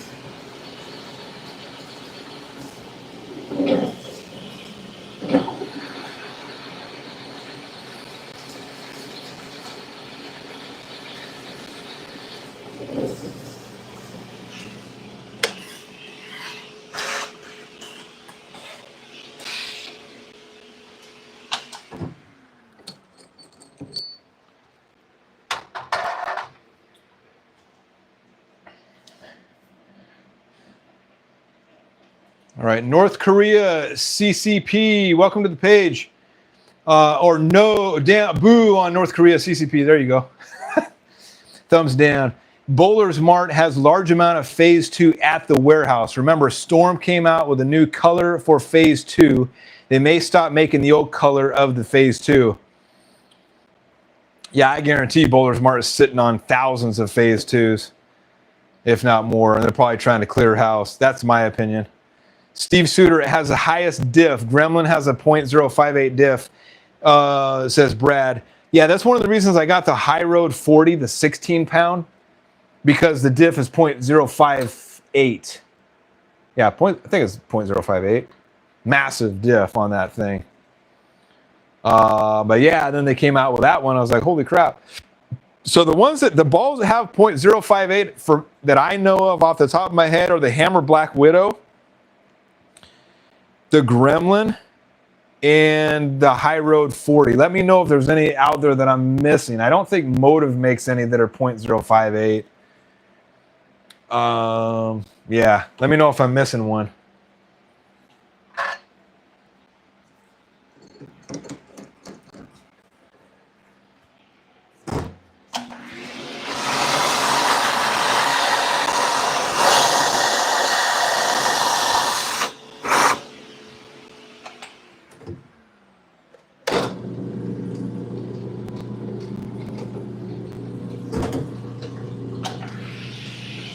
All right, we're going to finish it up with the Jopo bit.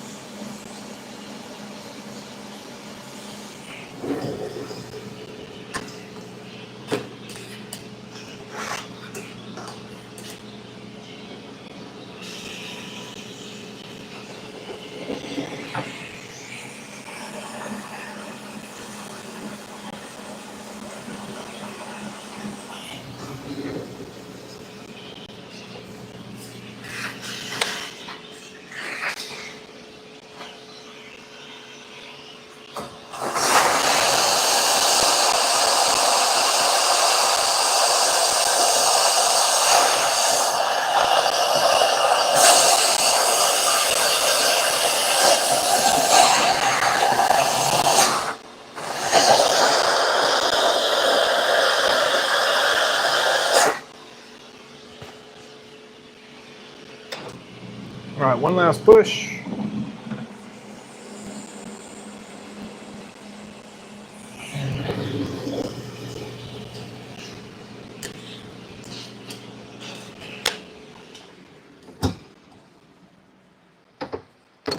And that's it. One theorem solid drilled up. Let's get the rest of this stuff out of here.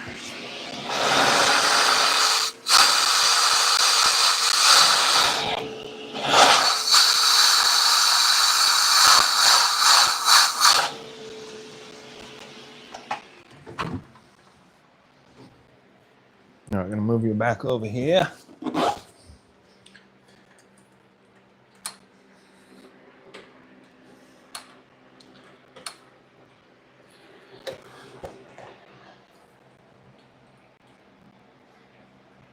So any of you are just joining in, we are drilling, or we just got done drilling the Track Theorem Solid, the new theorem that just came out.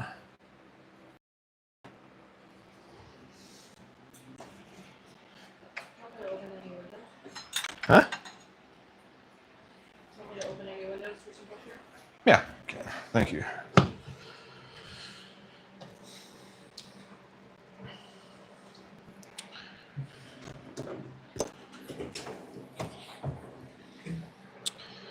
All right, turn this light off here. Yeah, it has the highest diff. Okay, Steve says, I don't think any can go over 0.60 diff. Yeah, I knew that. There was a Motive ball that they got banned, I think, because it went over that number. Correct me if I'm wrong. Craig says, I think you're right, Steve. Yep. Well, I guess they could, but the USPC will never certify that. Back in the day, what was the maximum? It wasn't it like 0.080 or something. Then they lowered it down.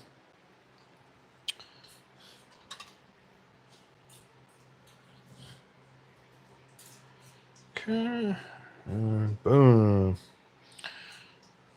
All right. Perfect.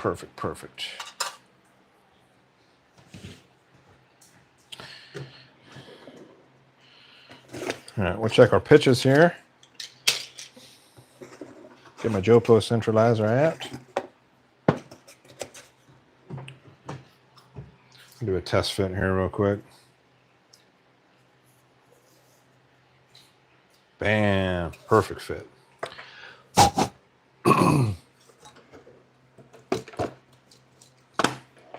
Another thing I like to do too is just check my measurements. So our bridge is 0.32. You won't notice that, broski. And we've got 0.947. 0.944.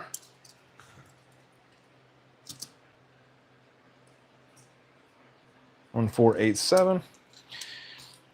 So all these numbers that I'm getting are less.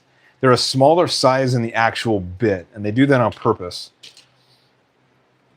So if you get a bit and you're drilling and this comes out to 1.50, it's your drill bit's off. Something's off, right? Either that or you're getting some kind of crazy vibration going on.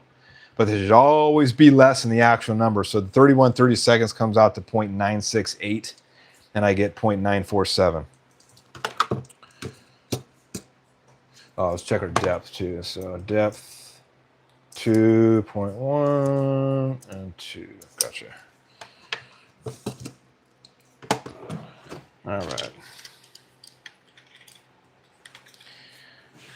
By the way, if you guys are looking for pitch gauges like these, this is Jayhawk Perfect Pitch. They lowered them by $100 on bowlingindex.com. So if you guys are looking for these pitch gauges, yes, they are plastic. They are 3D printed. They are very expensive. When I went back on their website last week, I noticed the price. I'm like, what the hell? And I asked him, I said, hey, is that some kind of typo? Because the price is lowered. He's like, no, that's the new price. He says Jayhawk had raised their price on almost everything that they make except this. They lowered the price on these. Probably because nobody was buying them because they're just plastic. But only fools like me spend the money on this stuff. It was either that or the metal ones for like $450. I wasn't paying $450 for gauges. But if you guys are in the market, I believe they're $250 right now, and you use this coupon code, you'll save like 10 or 15% off your order. I'm not sponsored by him in any way, but yeah, that kind of made me mad when I saw the lower price by not just $20, by like it was like $80 to $100. Yeah, wasn't too happy about that. Original, Nick says original Jackal. Okay, yeah, I think that ended up costing them a lot too because they had to scrap all of them. Didn't they have to like buy all of them back from the people that bought them, or like refund them, give them a different ball? Like that, it cost Motive a crap ton of money. Yeah, I don't think they'll be making that mistake again.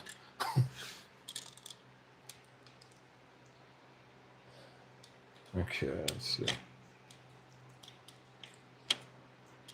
All right, 1/8.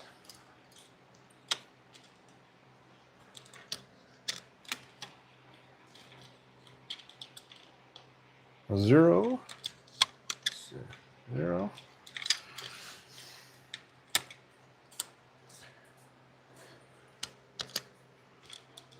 A quarter.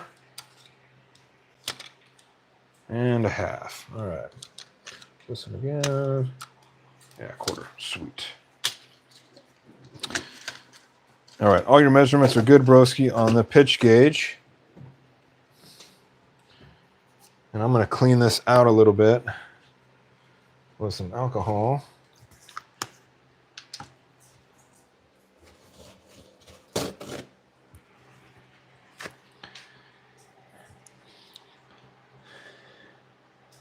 Yeah. Steve, you caught me. Yeah, they're pieces of crap. It's a piece of crap plastic. That's what it is. It's like, come on, man. Like, the original design was metal, and then Jayhawk got cheap. They wanted to make more profit than anything, so they made 3D printed plastic. Let's see how we can make this thing where it'll break in a year and I'll have to buy another one. I think most people that have a pro shop that buy that stuff, it's all a tax write-off for them, so I don't think it's a huge deal. I wouldn't care if this was all a tax write-off for me. I'd be buying a whole bunch of stuff. Wouldn't care about the price, really. But since I'm just a hobbyist. Nick said 67.50. Let's see. There is someone. Nick says there's someone on eBay that's selling 3D printing pitch gauges, $67.50. You got a link? Can you post a link on there? Yeah, when I bought these, I bought them in January. I looked all around. I don't think if the guy was selling them, I didn't see him on eBay. I didn't see him that really cheap until like after I bought them. I'm like, God dang it.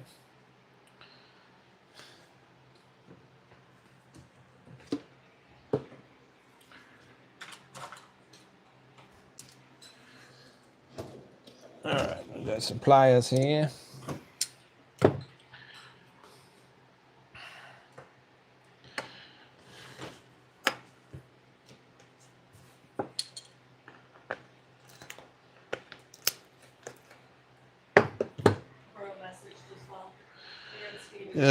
Steve, you ever do oval thumb drilling? I do not do oval thumb drilling. I don't have a digital readout.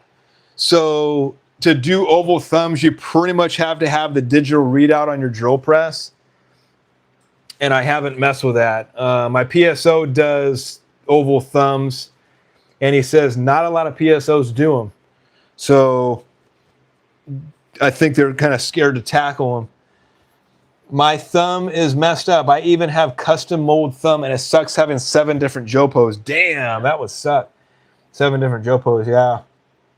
It's one thing I want to learn how to do. Like I said, I want to try to do that innovative. The Innovative and Jayhawk offer a class, a pro shop class in the fall. I may not make it in the fall. Probably have to be next spring.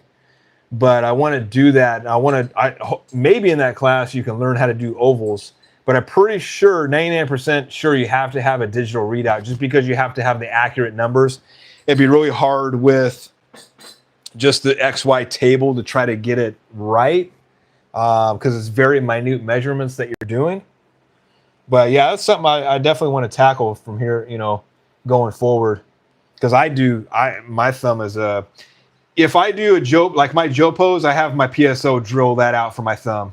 Of course, I have just 3 of them, and I haven't had to get a new one yet. But if I ever need a new one, I go to my PSO to get a new one because he does all that stuff. He's good at that. No, not yet. Not Mr. Tibb says there's a bowling guy on Etsy, RNC Design, who also working on gauges but hasn't put them up yet. Ooh, that'd be cool. The left is Walled. Hey, the left is Walled. Welcome to the page. Or welcome to my channel. I need my own press. I know how to drill my own stuff, but the only shop that lets me is 2 towns away. Oh man, that's kind of a bummer. Yeah, like I said, it's definitely very. I wouldn't recommend buying your own stuff unless you're buying a bunch of balls. Like you're buying balls every couple months or every month. Or in our case, a couple times a week. Because you gotta kind of make it worthwhile. If I was to do it all over again, I would go on Facebook Marketplace and I would get a used drill press or a mill press. I know mill presses are a little bit harder to come by. And I would save a little bit of money. Like I said, I got the Delta press here. just because of the warranty and, you know, that. Other than that, and the size of the table is massive.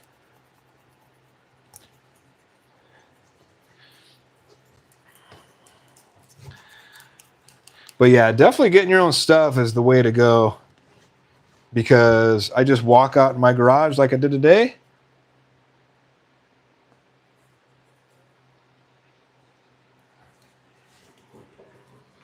All right.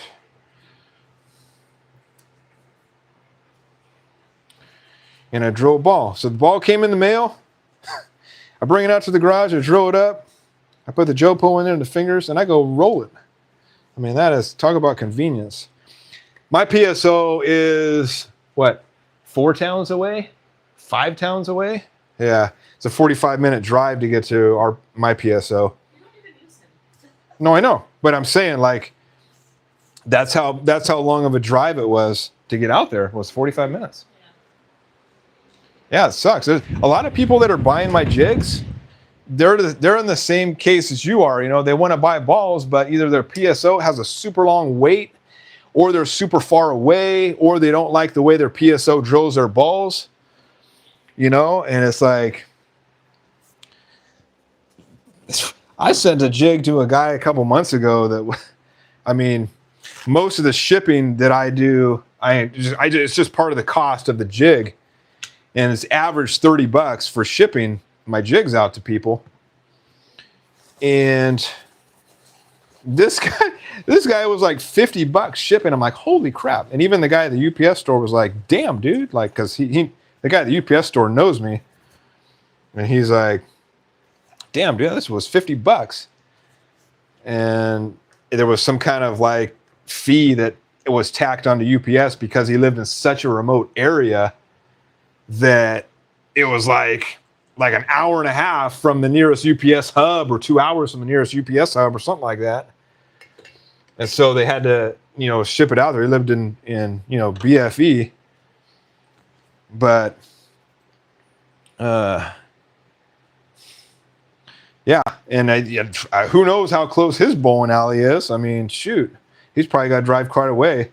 And that would get old. Driving an hour to go to a pro shop, it's like, you know, when I was going to the pro shop or my PSO, it was like, okay, I'm driving there. Okay, what ball am I going to get today? I kind of had to make it worthwhile to take the drive out there and get a ball. So, So this thing's really not necessary, but I do it anyway. It's probably already cured. Doesn't make it look a difference. Yeah.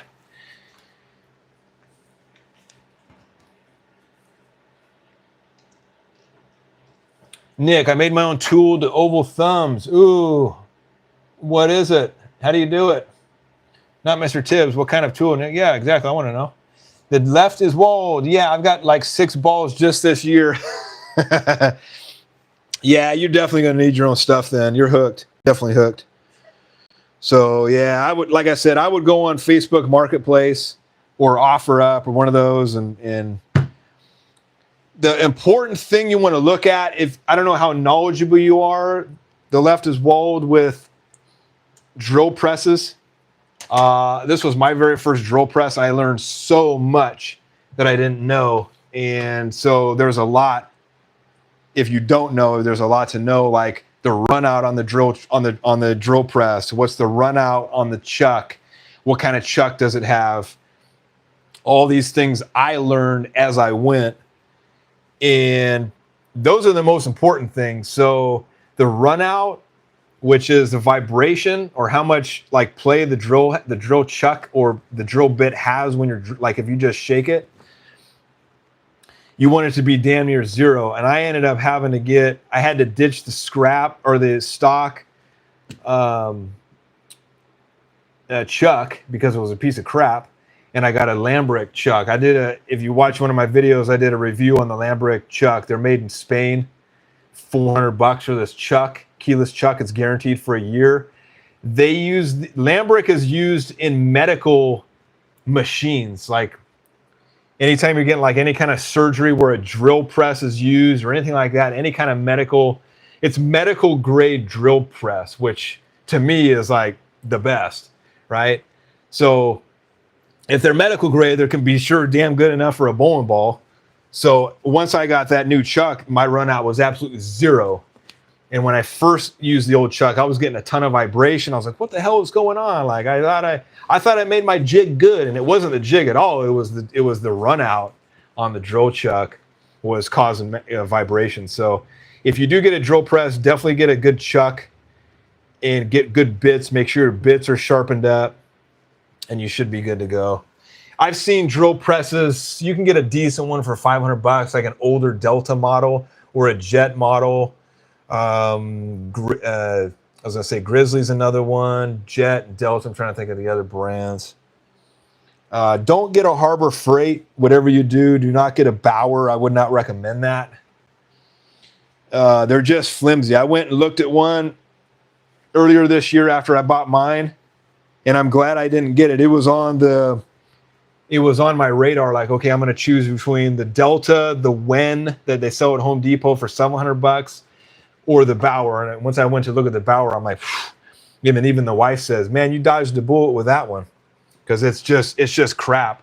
And there's another guy that I sold a jig to, and he had a Bauer, and the damn table arm snapped in half as he was drilling. So yeah, pretty gnarly. So don't recommend that one. I have 2 knots. Steve says I have 2 knots on either side of my thumb, and when it swells, I start switching out the Jopo. Yeah, me too. Like I get bumps right here too as well if I'm bowling a lot. Now that I'm bowling like once, maybe twice a week, it doesn't. I used to bowl pretty much like every other day, but it's pretty much formed a callus right there. Another thing I would recommend Steve too is the, what is it, the artificial skin, the stuff you just kind of put on your thumb. Yeah, liquid Band-Aid is what it is. That works for me sometimes too. But what I normally do, Steve, to help me out is I bring a thing of chapstick, and I know they even like, you can buy a bowling brand chapstick for just a specific person. Just go buy chapstick.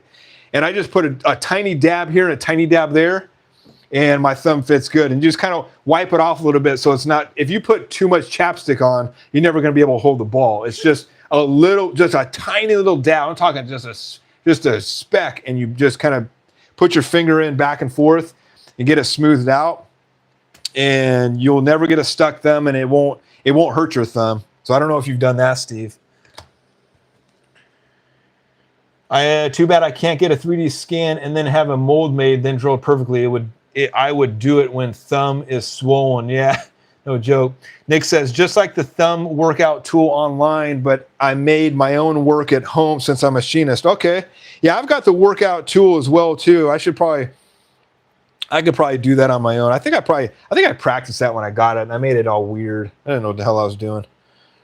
The left is walled. How much are your jigs again? The jigs are $600. I ship them out day of. So everybody that's paid me, I ship them out within an hour of receiving payment. I take Venmo. Venmo is preferred, but I'll do PayPal if you want to do PayPal. Venmo is owned by PayPal. If you guys didn't know that, it's owned by the same company. So Venmo and PayPal are essentially the same thing, and you can pay Venmo via goods and services just like you can PayPal. If you do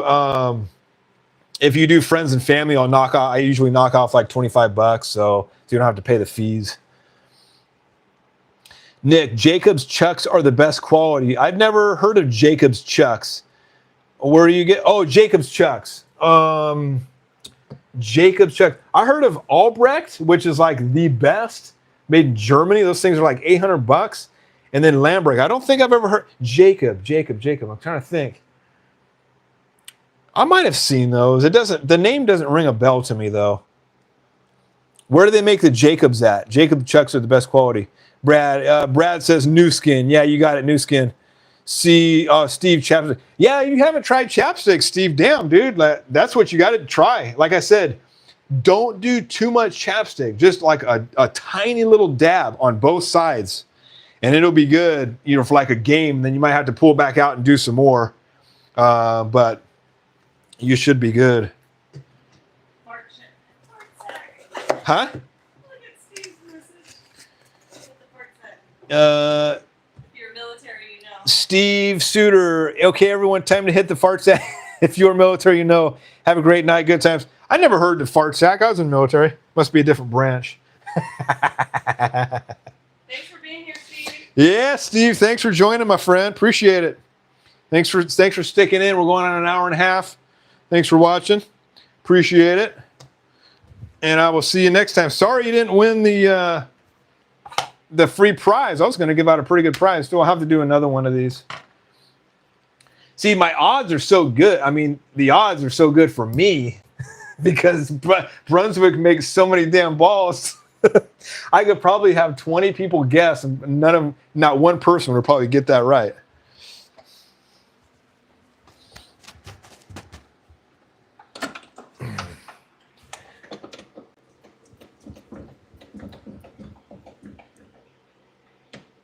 All right. All right, we're going to cut the plug here.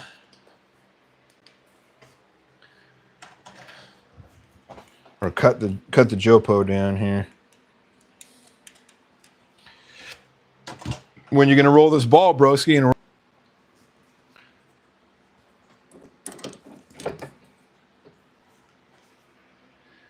Brad says, I have a crazy callus on the inside of my right thumb. Yeah, that's where mine is. I thought I was the only person this happens to. Nope, join the club. If you're a thumb bowler, I think pretty much everybody has that. It's just part of the game.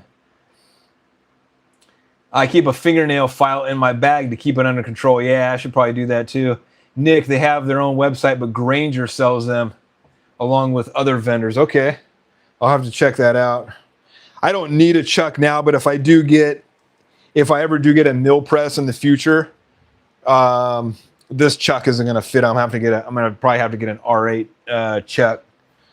So I don't know if I'll get a land break. This has been pretty damn good for me. And it's guaranteed to be like 0.0016 run out. I mean, practically zero run out. It's guaranteed for a year or two. I don't know if Jacobs has a 1-year warranty. To have a 1-year warranty on a drill chuck is pretty damn good. I mean, especially if the thing's being used every day. Like, damn. That's pretty much... I'm a sucker for warranties.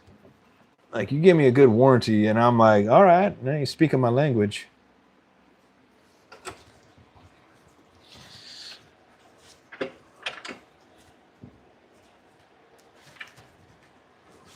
All right.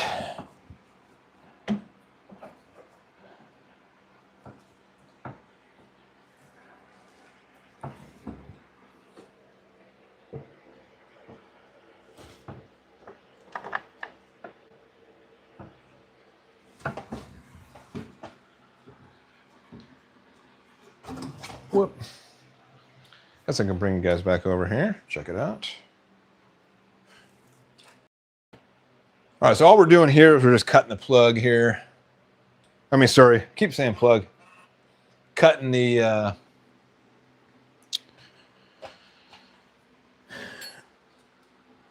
top of the Jopo, which is gonna be really simple.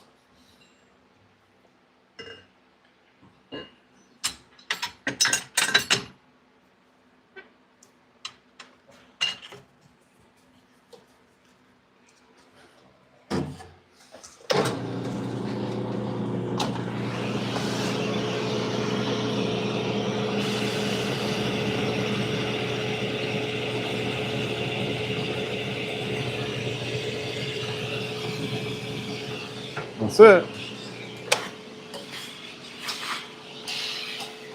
Just till it rubs that dry pencil marking off there.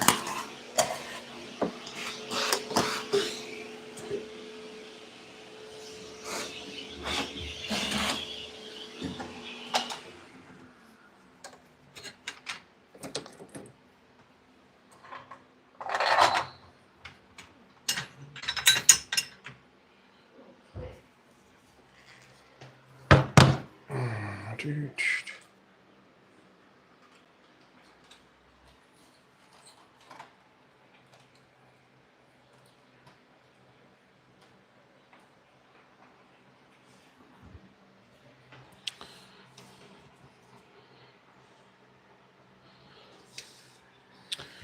right, so if you can see that, so all I do is I just get a dry, the Pica dry pencil, make little circles around there. I learned this from, oh gosh, what's his name? JR something? It's one of those, the guy with the Boulder X videos. I forget his name. So he did a pro shot video a few years back, and it just tells you when you're gonna hit the ball, and you pretty much stop right then and there. And all I do is I just put this up against something in the background and make sure it's flush, and we are pretty much flush. I don't really need to do anything with that. And you just don't want to bevel the inside. I'm not even going to bevel this at all because it's going to fit flush. Yeah, I'm not going to bother.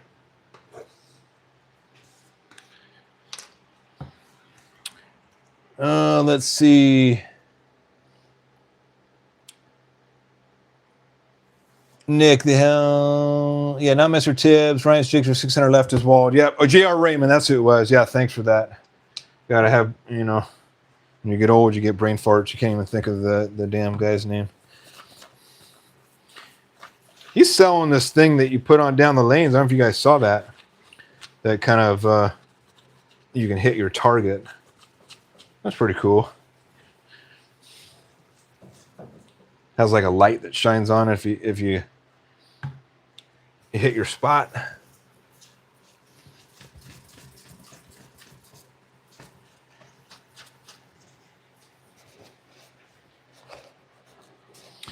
All right, broski, you've got a brand new Theorem Solid ready to go. You gonna roll this Thursday, broski? I don't think you answered that question. That's a stupid question, because of course you are.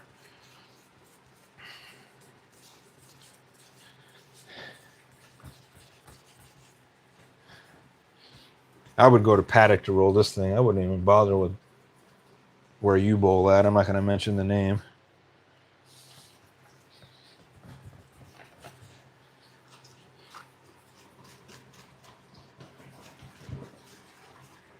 Looking good, looking good.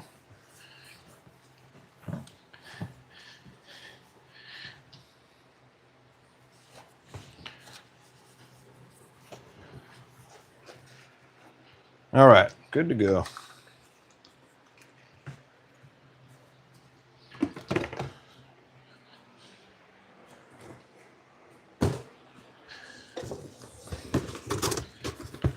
All right, back in the box you go.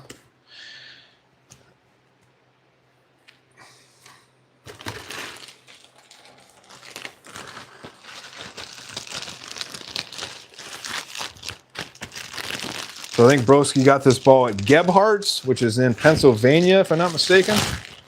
So it takes a little bit longer to get here to the West Coast. But they've got some pretty decent prices. I'm not sponsored by them in any way. But I bought a lot of balls from them. And they have some really good prices. And they have a lot of closeout balls too. And there's no sales tax. So, and free shipping too, so which is pretty good. And there's the numbers on there too, by the way. Broski, did you request 15-pound 2 ounces? Because I remember you were saying you wanted 15 pounds 0 ounces. I wonder if you got what you requested. I remember you said that. And if you requested any of the top pins or the pin distance, 2 to 3 inches. Super response solid.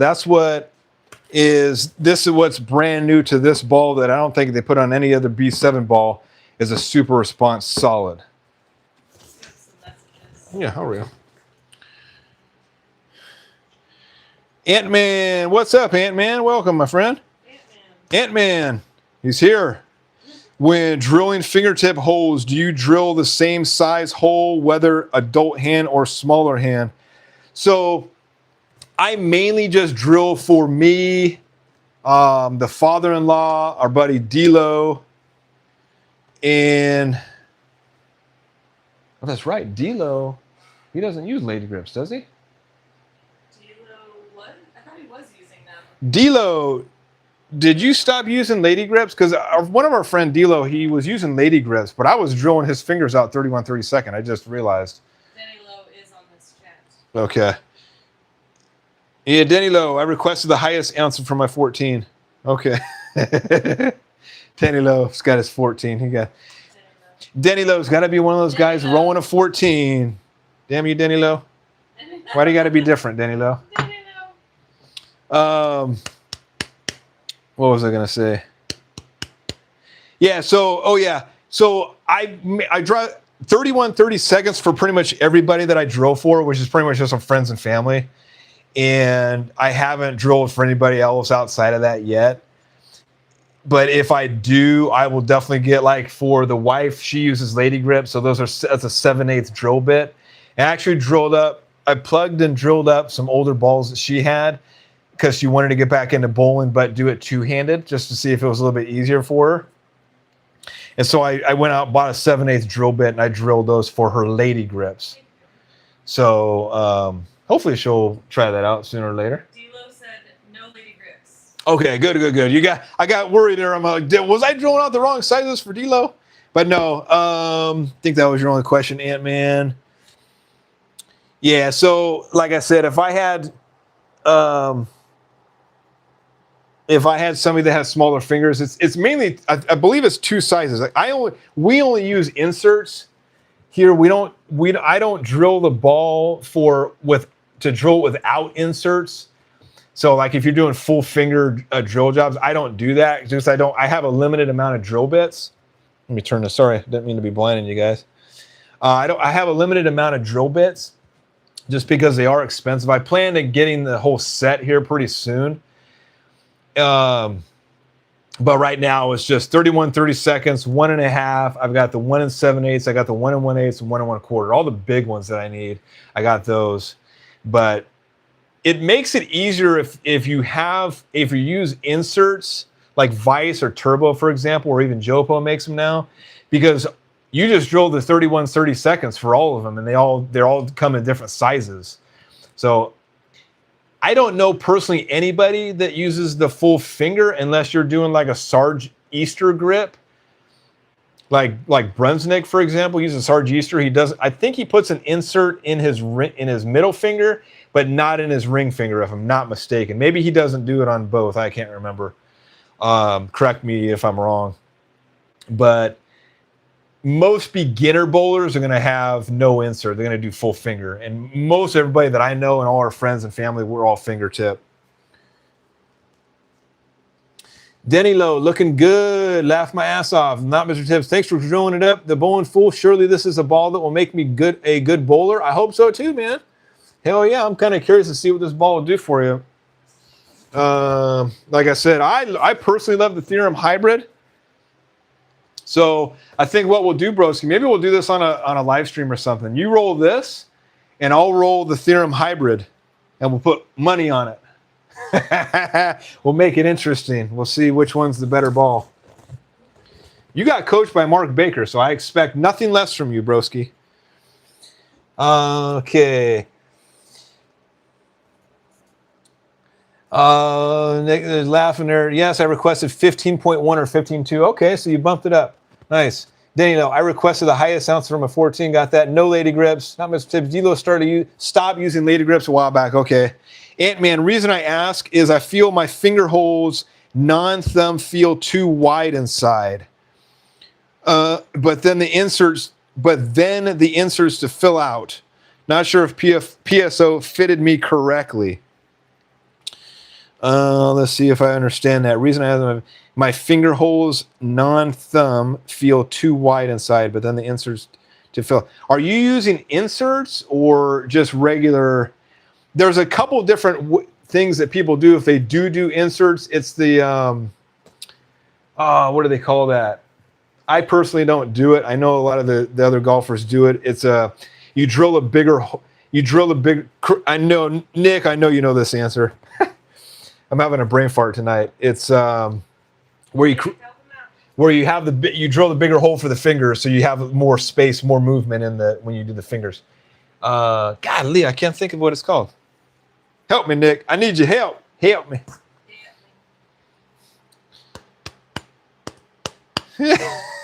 Somebody help me out. I know now Mr. Tibbs knows what I'm talking about.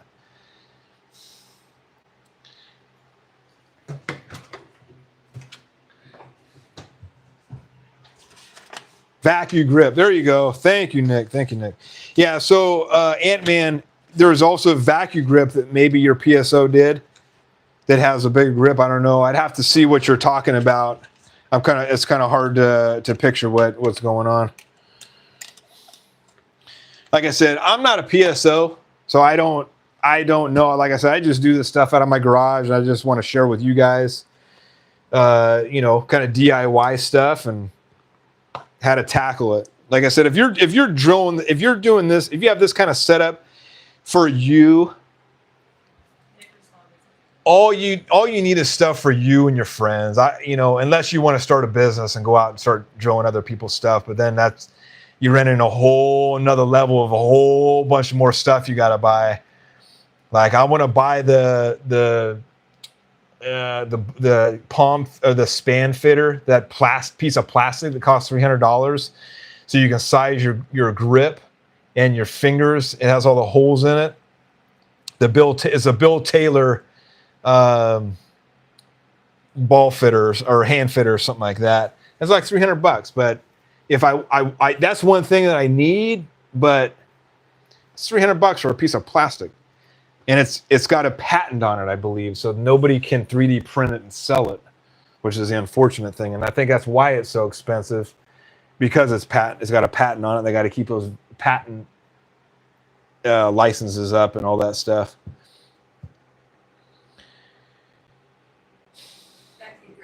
Vacuum grip. Yeah, Ken Kong. What up, Ken? Would love to see you two bowl 1v1 for some cash. Oh, yeah. We'll definitely do it. We got to pick the house. Unfortunately, the house that he bowls at, their lane machine is broken. So it's like gushing oil out all over the lane where it's not even like enjoyable. So we'd have to do it at a place that maybe we both never bowled at. Maybe we'll go out to Petaluma or something. Or go out to Clayton, maybe post league or something. We'll figure it out. Yeah, we can do paddock as well too. Paddock, yeah. It's a small. The only thing is a small alley, and it could. Yeah, I know, but it could get kind of crowded. I want to do it where there's like not a whole bunch of people. The cool thing about the X in the Pit's doing that stuff now. So they're doing like, they've got a King of the Hill kind of deal, which is really cool. They're doing lately. So all their bowlers are competing. I think that's awesome.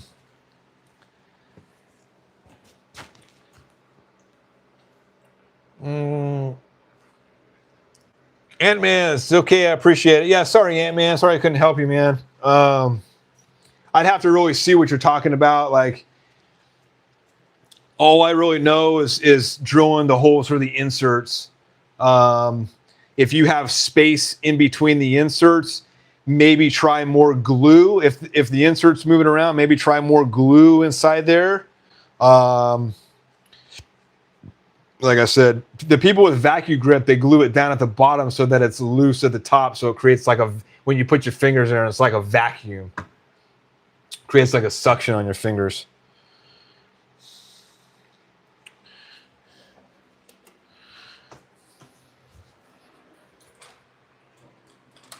All right, so I'll kind of clean up a little bit here. That's pretty much about it. So it went just under 2 hours. I want to appreciate all you guys watching and tuning in. And one thing that I got, if you guys missed the beginning of the video, I got this in the mail too. So if you guys are interested, this is a book that I got on Amazon that came out last year. I saw this advertised on Facebook in a bowling forum. It's called Bowlorama, the Architecture of Mid-Century Bowling. If you're a bowling geek like me, it's got all these cool pictures of all these old bowling alleys with the cool architecture, right? These are like late 1950s, 1960s. Looks like it's going to be a pretty cool book. Where did you get this? On Amazon. Oh, okay. Yeah. And I found out about it because this guy's like, hey, if you don't have this book, yeah, look at these the old diners in the bowling alleys are freaking awesome. But yeah, really cool. If I was to open up a bowling alley, I would make it completely retro. I would make that bowling alley look like one of those from the late 1950s.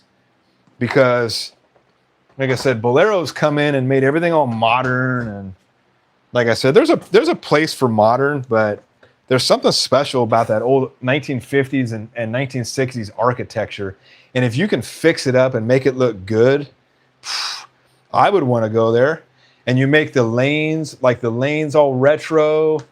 I mean, modern, but kind of have that retro look. I think it'd be pretty cool.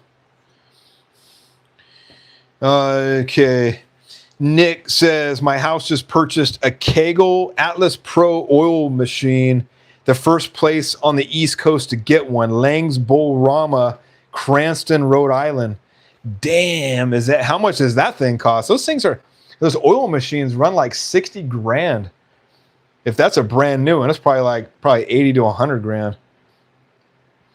I wish we had some of those. Most of our lane machines out here are all old and broken, and the Broski Bowls at a Bolero, and they can't get the lane machine to work correctly, and it's just like, to me, that would be frustrating if I was on league there and I'm paying my dues and the lane machine just keeps breaking or keeps spitting out a bunch of oil because they're too cheap to fix it. I'm like, what the hell am my dues paying for? Like, fix your damn crap.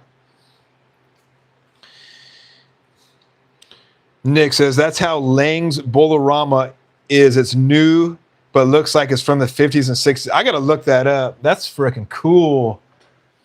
I want to make a trip back east. Cranston, Rhode Island. I had an old Air Force buddy from Rhode Island. Where was he at? What town was he in Rhode Island? I can't remember. Lang's. You guys have a lot of cool bowling alleys back east. Like, really cool. I'm kind of jealous, actually. I want to go to Michigan too. Michigan's like the #1 state for bowling alleys. Like, I want to go to that one that's from the 1800s that has a pinboy in the very back. Yeah, it's like all wood. Everything's wood. Like, the ball return is made out of wood, and it's got a pinboy in the back. There's somebody in the back that actually puts the pins back on the. There's like these the pins at the bottom of the pins have like a bolt that comes up, and so they have these bolts come up, and they just put the pins on them, and then they lower them down, and it sets them up perfectly. Cool. Freaking awesome! Yeah, it's a historic. It's the oldest. I believe it's the oldest continuously run bowling alley to this day. I want to say it was like the 1880s or something. Making it 50s like speakeasy feeling. Yeah, I love that stuff, man. Like I said, the Bowlium down in Pomona, down in Southern California, is actually like, they consider it Montclair. They've modernized it, but they kept that same retro look. I mean, it kind of looks like one of those bowling alleys that would be in that book. Check them out. Nice place. Nick says, check them out. Nice place. They have synthetic lanes and wood approaches. Damn. I want to check out some places that have wood lanes as well too, like X in the Pit out in Owego Bowl, all wood lanes. Those are really hard to find too. That way, there's no wood lanes anywhere near me. I'm in Northern California. I asked my PSO when I was getting back in, I'm like, is there any wood lanes out here? And he said, not that he knows of. Yeah. But back when I was a teenager, it was all wood lanes. We didn't really know any better. Yeah. But yeah. It's a lost art doing that stuff the way it was back then. And a lot of there's very few, the thing is, very few people today appreciate that art. You know, like, it's just, today's bowlers that just go in, like, I'm not talking about the league bowlers or whatnot, but people just go into a bowling alley I think they could really give a rat's ass what it looks like as long as there's lanes. But like to me, if you have a classic bowling alley with just beautiful architecture, and you take care of your alley and your lanes, you take pride in what you do, then it shows. Like, damn, like I can respect that. I think a lot of the bowlers, especially around my era, huh? Holy moly, Craig, damn, dude. $20. Thank you, Craig. Wow. Holy moly. Thank you very much, dude. Wow. So nice. Holy moly. Damn. Dude, much appreciated, man. Thank you. I didn't expect that at all. Wow. Woo. Rock and roll, dude. Great content. Enjoy the discussion. Appreciate it, Craig. Yeah, I'm going to try to do these live streams every week. And I kind of got on Broski. I'm like, we need some content for this week. I don't have any balls. So he's like, I'm like, order a ball so I can drill a ball for you. Bro, that's what you tell the family now. Yeah, so I told Broski, I'm like, yeah, keep them coming, man. If it's a used ball or whatnot, I'll do a live stream, because there's only so much I can talk about on here about this stuff. And I like I said, I geek out on bowling. I mean, that's one of the reasons I started this channel, because I just geek out on everything bowling related. So yeah, but yeah, thanks again, Craig. Rock and roll, man. Appreciate that, brother. Awesome. Thanks for sticking in and watching the stream. I appreciate it too. Let's see. Anything else we want to talk about tonight? Anything else you guys want to talk about? If you guys missed it, this was the mystery or the surprise ball that I got from Bowling World. It's the special effect, hammer special effect. And like I said, I told Broski that I'm pretty sure they'll build an arsenal for you if you buy enough balls from them. So beautiful looking ball. Very happy with this one. It's a $190 ball that I got for 89 bucks. The more stuff you buy in Bowling World, the more you get points to go for discount on your bowling balls. And by the way, I'm not sponsored by any of these people, by the way. Not sponsored by Bowling World. They probably get mad that I'm mentioning their channel or whatnot, but I think it's fun. This is fun. And if you've never got a mystery ball or a surprise ball, the endorphins and the anticipation when you get your first one is really cool. Unless you get the Brunswick Endeavor like Denny Lowe. Oh my God. D-Lo got the Brunswick Endeavor as his very first. We were crying. Oh my God, it was so funny. He was expecting this really good ball, and he texts us. He's like, "What the hell is this crap? This is garbage." Oh my God. So, and I told him, like, dude, the Endeavor's pretty good. I actually bought an Endeavor just to see if I can bowl with it, if I can get good scores with it. If you guys don't know what the Endeavor is, it's a pearlized version of the Crown Victory. That's it. It's just got a different cover on it, but the same exact core as the Crown Victory. So what I think happened is the Brunswick Endeavor. I asked James at X in the Pit. I said, he'd really like the Brunswick Endeavor. He says it's awesome pearl, and it is a good shape in pearl. But there was so many other balls that came out around that time. I think the DNA coil came out around that time. There was a couple other balls that just kind of overshadowed it, because they just make way too many balls, right? So certain balls just get overlooked. They don't sell that much. They get discontinued really quick. So that one didn't sell that well. I think it went discontinued within a year, if not less. And then they come out with the Crown Victory. Well, they just renamed that ball Crown Victory, put a different cover stock on there. I think they put the cover stock that was on the the Melee Jab, if I'm not mistaken. And everybody loved the Melee Jab. I didn't have that ball, but from what I hear, everybody loved that ball. And the Crown Victory is a very good shaping ball. It is completely different shaping than the Endeavor. I'm not going to lie. So the Crown Victory is a hybrid, and the Endeavor is a pearl. But it's still not a bad ball. I've get a lot of great scores from it. All right, so I think that's going to end it for the night. And if you guys have any questions, leave them down in the comments. You'll be able to post on this video in a couple hours once it gets downloaded to YouTube or whatnot. And or hit me up on the bowlingfool@gmail.com. Like I said, I'm gonna try to do live streams once every Tuesday or Thursday, depending on if I'm working or not. I work in the wine industry, so it's kind of seasonal.